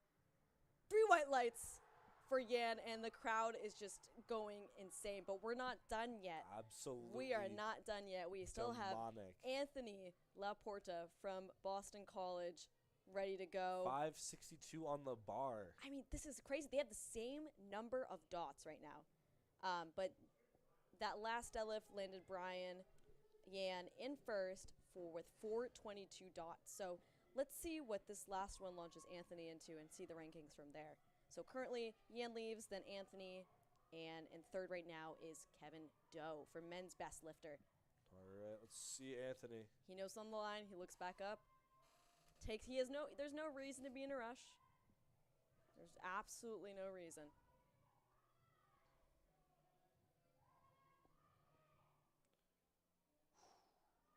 I mean, I'm nervous for them, man. No, I would be. I feel like I'm on the line right now. And here he goes. And he has those leverages. If he can grind he's steady. this. It's steady. It's steady. It's steady. Doesn't look like ramping to me. No he ramping. Knows it. That's he knows it. That is 3 whites. That is 3 whites if I've ever seen him. I give him the white lights, man. Good. That's it. Amazing. Amazing performance from Anthony today. Wow. And the crowd goes crazy. So Amazing final rankings, Yan is in 1st there, and Anthony Laporta is 2nd. So Yan leaves by only 4 dots, and Anthony is 2nd with 418. So, wow. I mean, that's an incredibly close race right there. It's amazing. For men's best lifter. So, again, top 3, Yan, Anthony, and then Kevin Doe. All right, Peter Richard coming up. He was. Excuse me. Wow. Come on, man. Wake up. We're on deadlifts, We're man. on deadlifts, man. Gotta get hype. I think he was the no knee sleeves guy. Yes, I think so as well. Beautiful. Beautiful first I mean, dead. he literally just picked it up. That was beautiful. Wyatt. I coming also at do. 402. Sorry to interrupt you. That's I all right. do. I also do want to point out that Ian has gone 9 for 9 for his day, as well as being in first place for men's best lifter right now.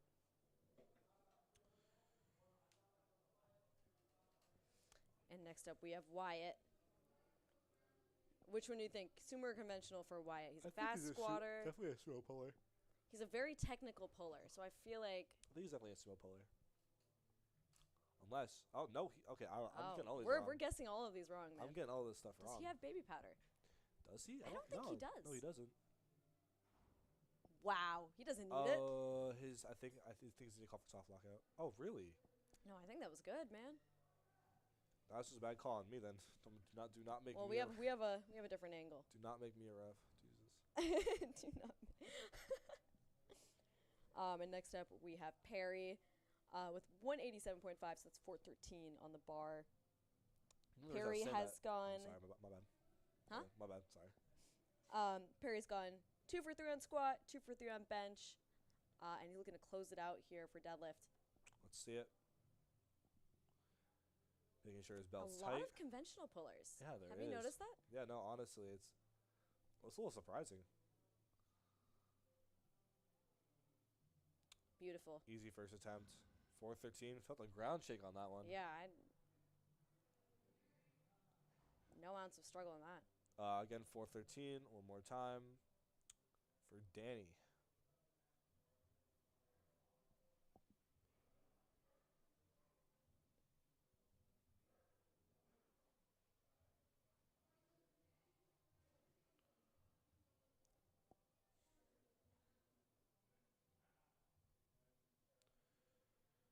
All right, waiting for Danny.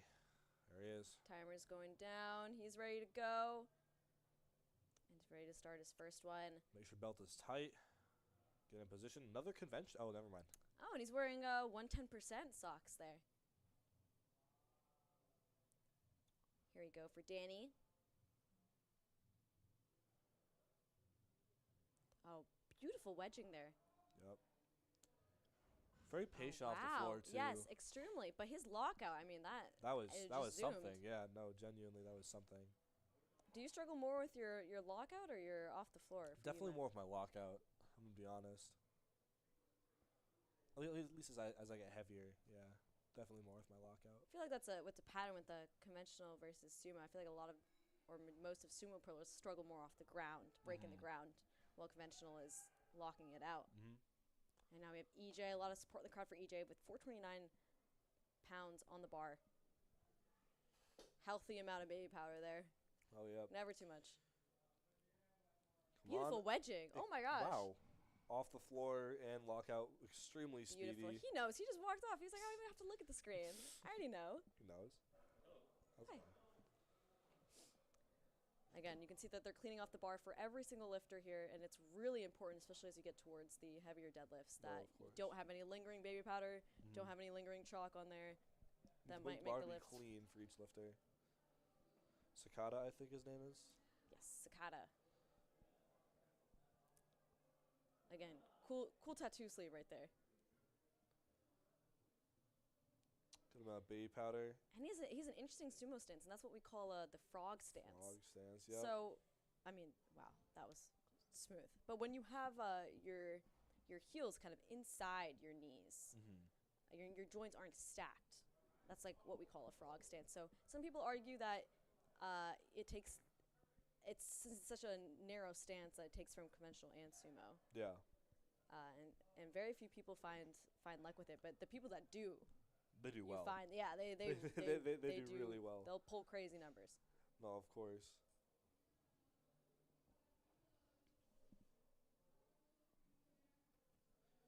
Peter again. 341 pounds in the 75 men's class.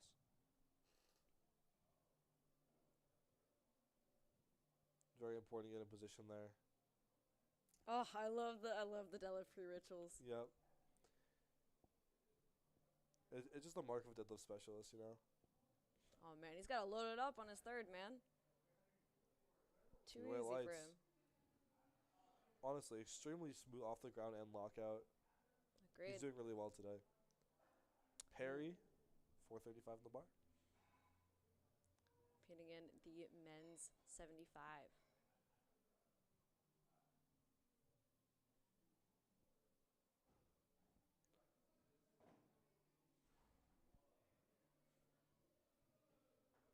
And he's ready to go. His coach stands behind him. A lot of pressure, making sure it's tight.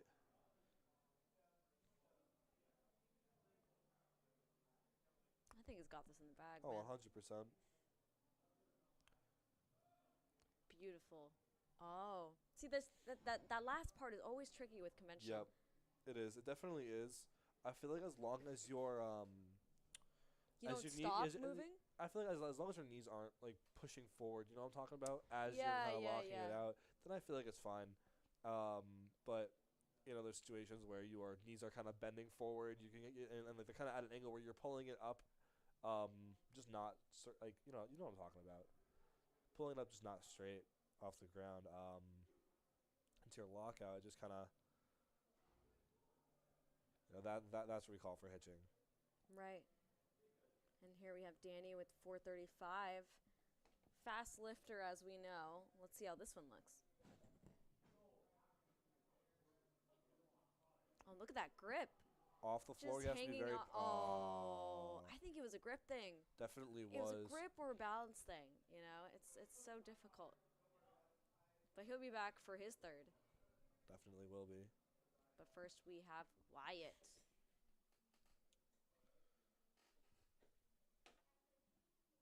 £440 in the bar.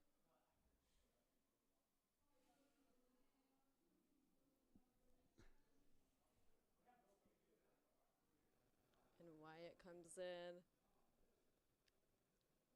Approaching up nice and slow. I like this matching fit right now, the all black. I know. Gotta love the all black. 440. Come on. Oh. Keep pulling. I think by his face, he's not sure if he got that or not. I think he did. One call. And the judges agree. One call on the right. It's a red for. I think it's for lockouts. Is it for soft lockout? Let me double check. Because that's what I was a little iffy about. Yes. So red is knees and your shoulders locked back. I think it definitely would have been his knees then. That's right. I had an issue with that my first. I feel like if it was knee. with your shoulders, it'd be a lot more obvious. A little more even to apparent, us. yeah.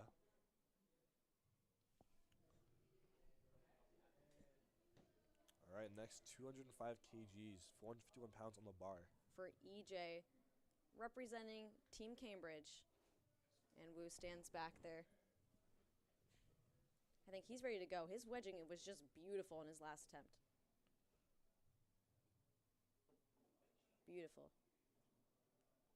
Amazing second attempt.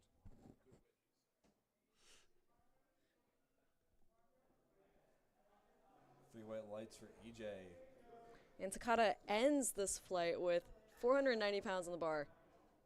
That is almost 500 in the men's 75. We will be seeing 500 this flight. No, unfortunately not, but we still have 2 more to go.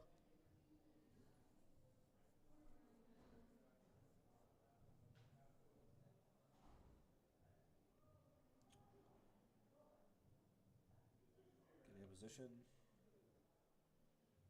Again with the frog stance. Yep. Beautiful. Definitely no ramping there that I saw. Absolutely nothing. Good. Perfect 3 white lights for him.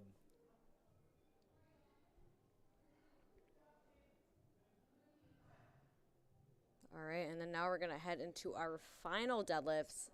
Again, everything is on the line for these guys for the final one. They're tired, and you're going to hear the crowd get a lot more amped up as well. Of course. The third deadlift crowd is kind of crazy. Yeah, it makes me wish that we were in there almost, I just to be able to see this in person. And we have Peter starting us off with 358 for his final one. You can even see the spotters and loaders clapping. I mean, there's just a lot of hype and a lot of love for you. yeah, exactly. It's like you did this, you got through the day, like just finish it off and do the best you can. And the ritual. Gotta go with the ritual. Here he goes. I think he's got this. Yep. I mean, moved like a second attempt, honestly. It definitely did.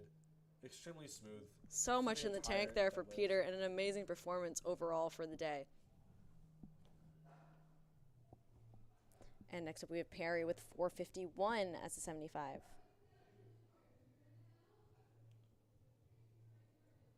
Let's see how Perry closed out the day.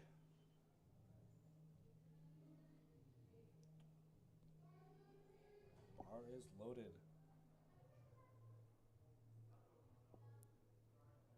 He's taking a 7.5 jump for his last one. A lot of support for him in the crowd. If he does this, he will finish with a nice 8 for 9 day. Come on, Perry.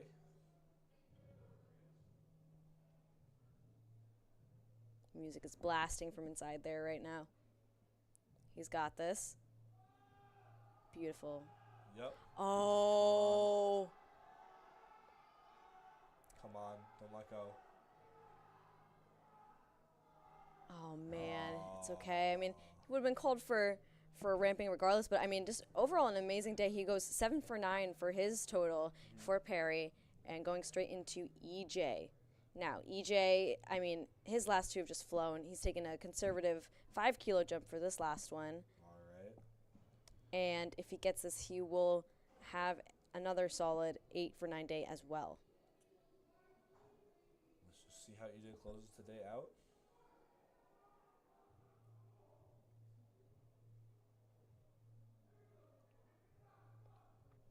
Here we go. You can hear somebody yelling, "Take your time, EJ.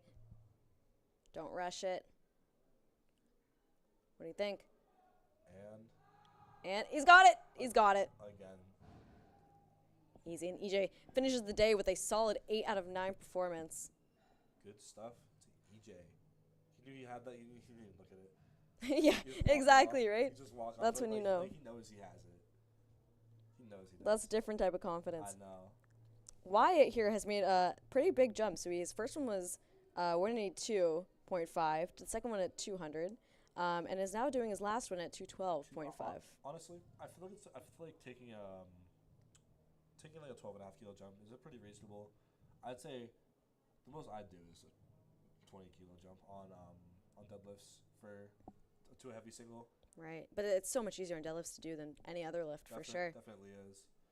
Oh, and he fights to get off the floor. Will he be able to lock it out? Come on, get it Oh, out. man. Oh, gosh, so close. Still an amazing performance for Wyatt today. His highest deadlift was 200 kilos. So that's 440 pounds. Regardless, amazing stuff from Wyatt today. And going straight into Joe. All right. This is the last flight of session 1, if I'm not mistaken. Or is this flight B? This is flight B. My bad. Never mind. I thought we were already in flight B.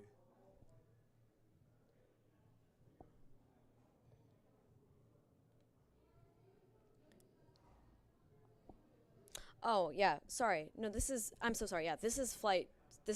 Okay. So last flight of the session is off to prime time. Oh, they're taking a quick break. They are.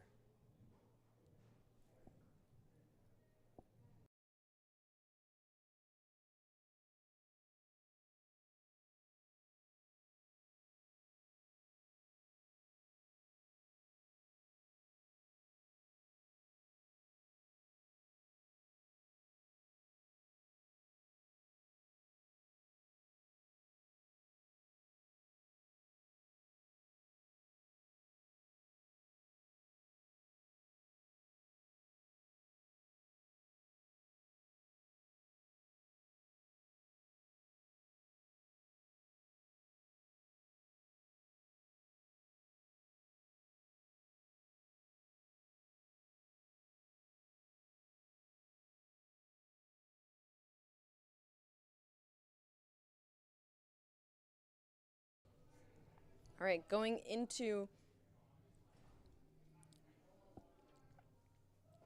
the last deadlift. It is 523 pounds for a 75. Again, with that frog stance. Breaking the floor. And he gets it. And there he goes. He has the highest deadlift of Flight B. And then we're going to go straight into the opener deadlifts for the last flight here. And then we'll break. And then we have prime time coming up after that. Joe Staples with 170 kilograms, 375 pounds on the bar.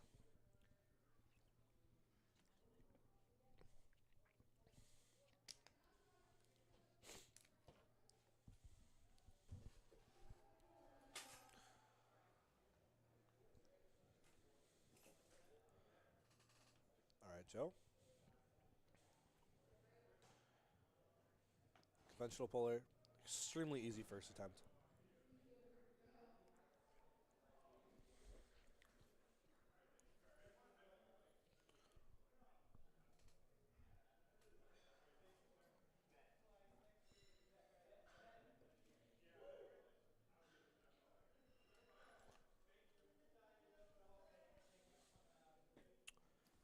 Next we have Christopher with 413 pounds in the men's raw 100 category.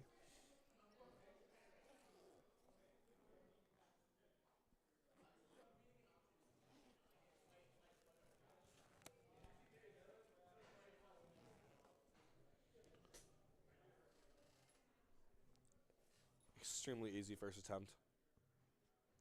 3 white lights for Christopher, 413 pounds.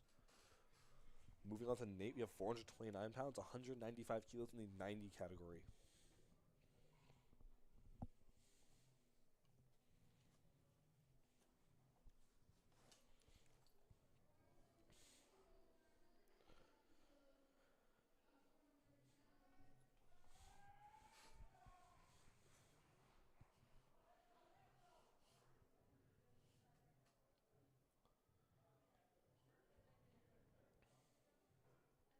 Conventional stance. Pick it up right off the ground.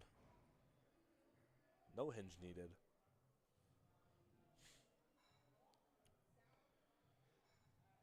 And that is 3 white lights. I believe, yep, 3 white lights for Nate.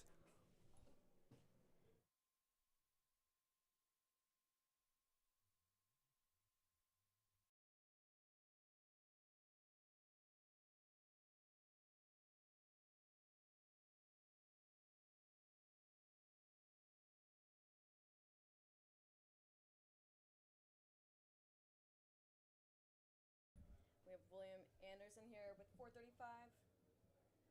435 on the bar, and easy for Will.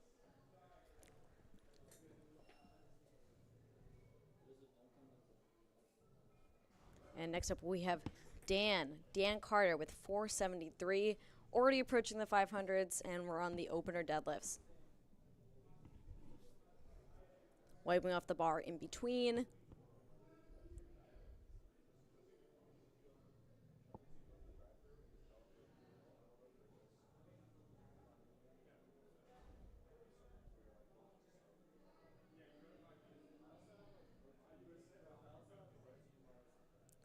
And the timer is going off for Dan. We're just waiting on him. He has 40 seconds to be on the platform before that timer runs out and he times out for this attempt.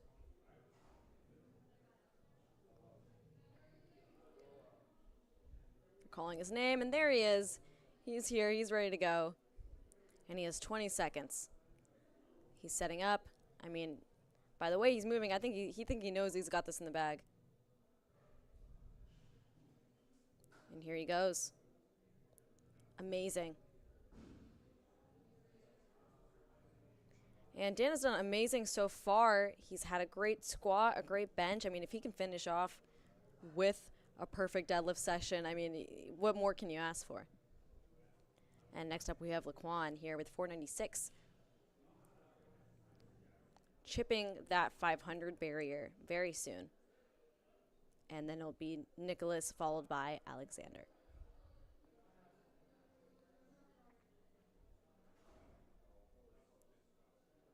Going with the conventional stance here.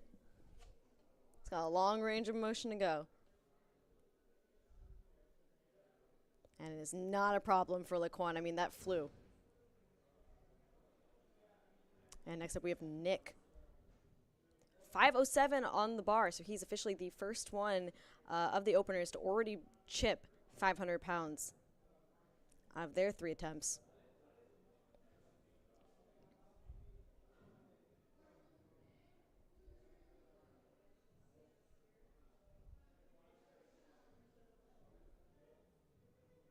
And the timer is going off for Nick. He's right there. He's ready. They're telling him the bar is loaded. And he's just taking his time. There's no need to overthink deadlifts.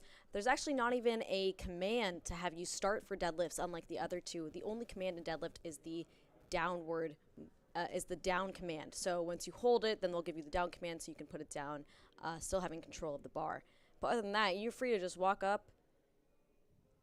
I mean, make it speedy like that, and then just wait for the down command. So it's pretty free ranging, and there's less to worry about as compared to the bench where you have 3 separate commands. So you have the start, press, and the rack.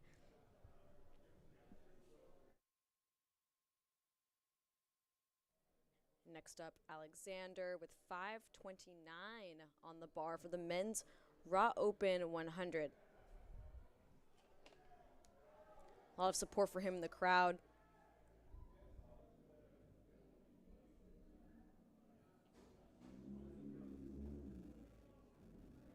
And if you remember, he also had the highest bench so far. Oh my gosh. I mean, so fast.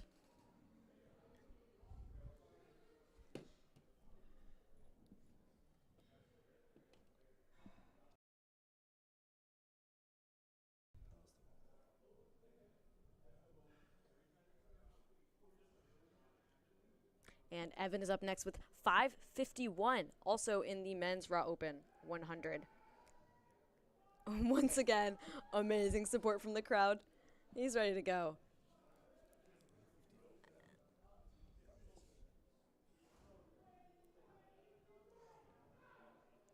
He's got his chain there. He seems confident. He seems ready. He's got a pretty wide stance as well. If you see, he actually, if you see his toes, they're actually, some of his feet is kind of up because he's so wide. Oh, beautiful. Oh, extremely fast I mean, opener for Evan. Fast off the ground, fast lockout. I mean, what else can you ask for? Absolutely nothing wrong with that.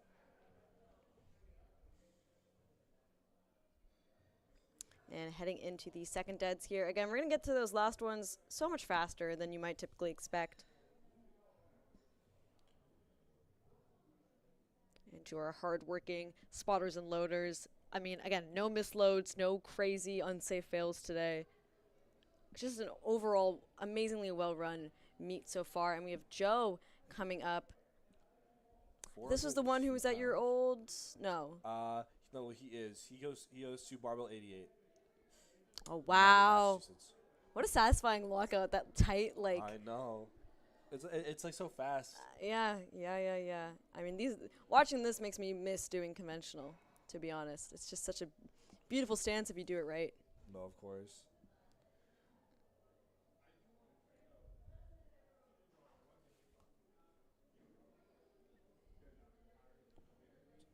And next up, Chris with 429 on the bar. Men's raw 100.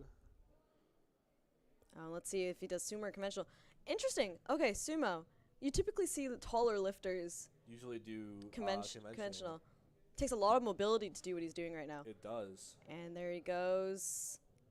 And what do the judges say? It looks good to me. Absolutely good.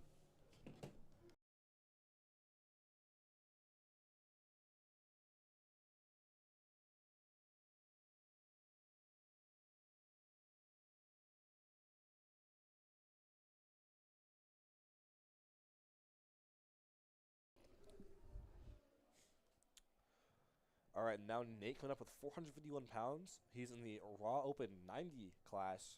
Man with a beard coming up.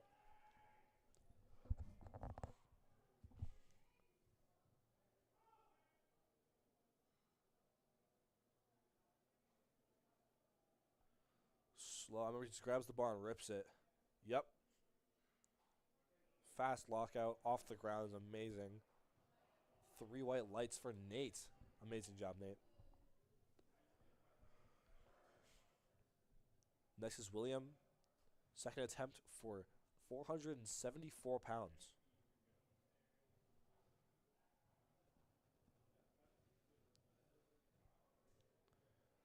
Let's see how he does.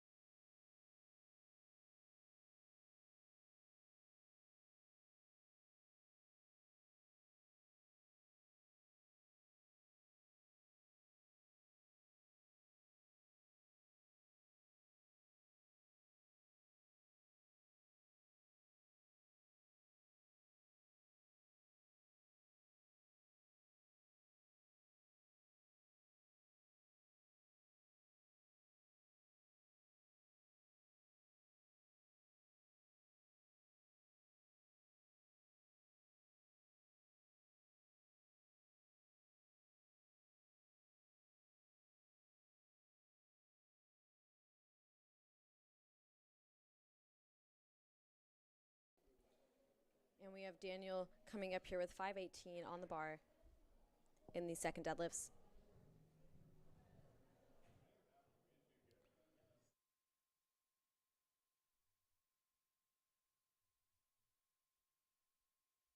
And Daniel walks up. He's nice and confident.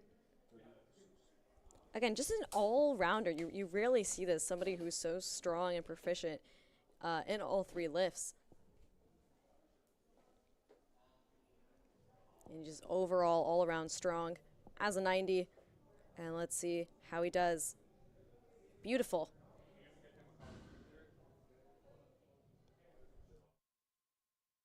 And that is 3 white lights for Daniel. Next up, we have Nick coming up with 529 on the bar in the 110. Again, we're inching towards those third deadlifts. And the numbers will get bigger and bigger faster than you expect. And bars loaded for Nick.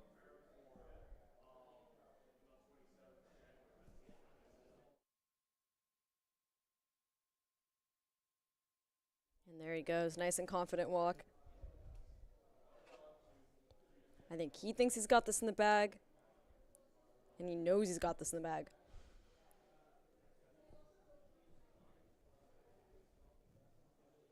And there he goes. Beautiful. Didn't look like ramping to me. Let's see what the judges say. Beautiful.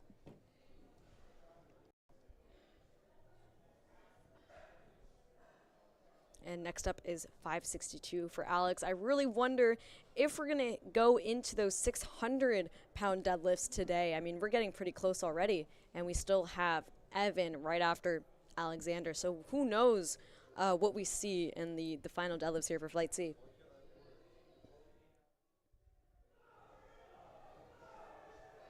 And a lot of hype in the crowd for Alex right now. Great bench, great squat. Can he have a great deadlift? And we're not even at the third deadlifts yet. And we're already getting this heavy. And here he goes. Oh, beautiful.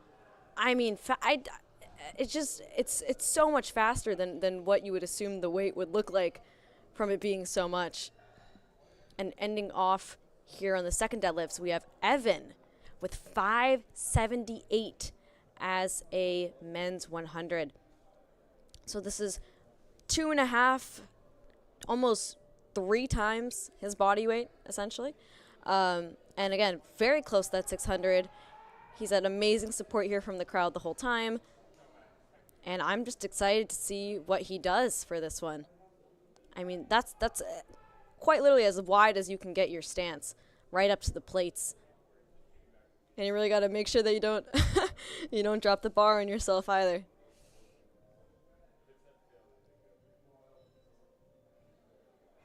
And he's ready. Here he is. Evan Rivera, and he gets it. And I think I see blood actually on his right leg. I don't even think he notices that. That may have been the judges telling him to clean it up a little bit, just so the blood might not get on the bar for the other lifters. That's what I assume. But 3 white lights for Evan, and I'm excited to see what he pulls for the third one. Going into the final deadlifts here, this is as heavy as it's going to get for this session today, ending it with Flight C, starting off with Joe Stables at 413. This is his final deadlift of the day.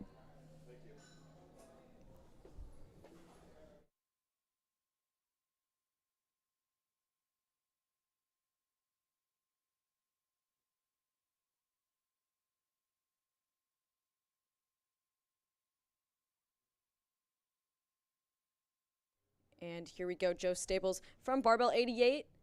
Can he finish off the day? Looked good to me. Let's see what the judges say. 3 white lights for Joe.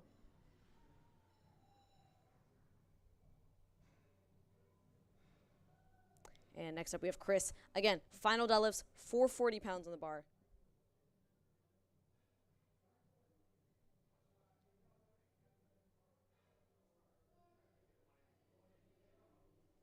And 440, the bar is loaded. He's ready to go. And Christopher is ready. All right.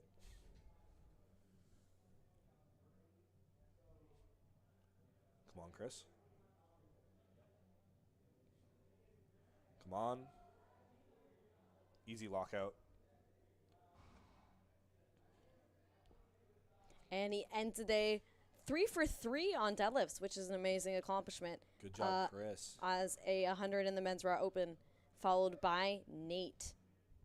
485 pounds on the bar. Nate is a 90, and Nate is taking a 15-kilo jump for his last deadlift. He's already 2 for 2 so far, and if he finishes this, it will be successful 9 for 9 day, which is, a huge accomplishment for any lifter on their first meet or any meet in general. My bar is loaded, and here he comes.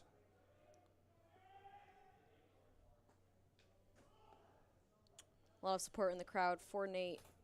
Making sure the belt is tight. He's about to taking rip his this time off the setting up. ground. Oh, beautiful. Yep. Let's see what the judges say. 3 white lights for Nate. 3 white lights for Nate. Ending the day for 9 for 9. Next up, we have 490 pounds on the bar for William in the 82.5 kilo weight class. And if successful, William will be going 8 for 9. Again, he faced a lot of adversity during this prep. He had to drop a whole weight class because he got sick. And he's had a pretty spectacular day so far. So I'm really rooting for him to finish it up strong. He's already got his first 2 deadlifts. I don't think there should really be any problem for him. Oh, of course not. And absolutely rips it off the floor. Amazing. He had so much left in the tank. He's not even looking. See? No, he knows. That's when a lifter knows that, everything is going the way it should. Daniel in the 90 class with 534. Finishing out the day. Daniel currently ranks first in the men's 90 by over 100 kilos.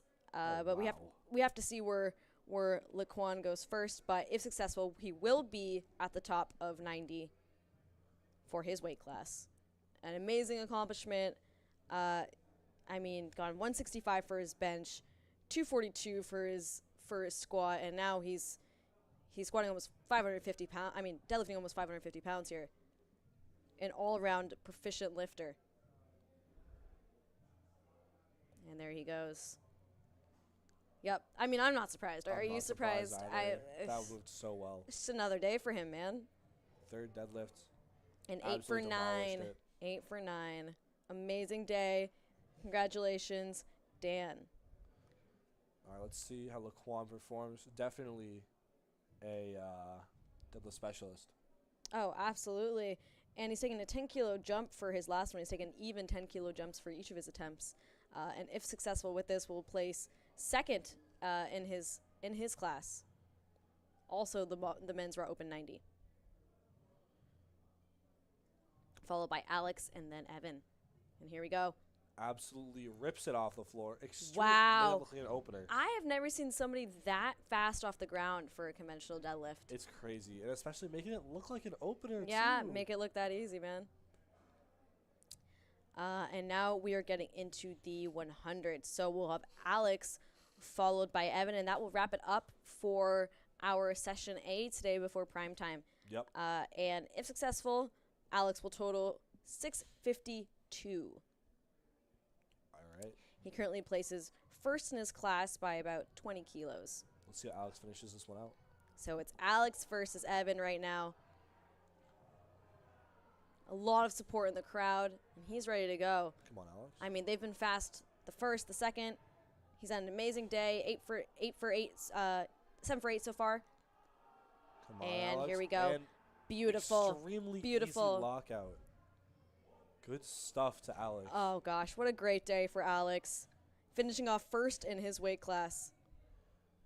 Evan coming in with 600 pounds on the bar.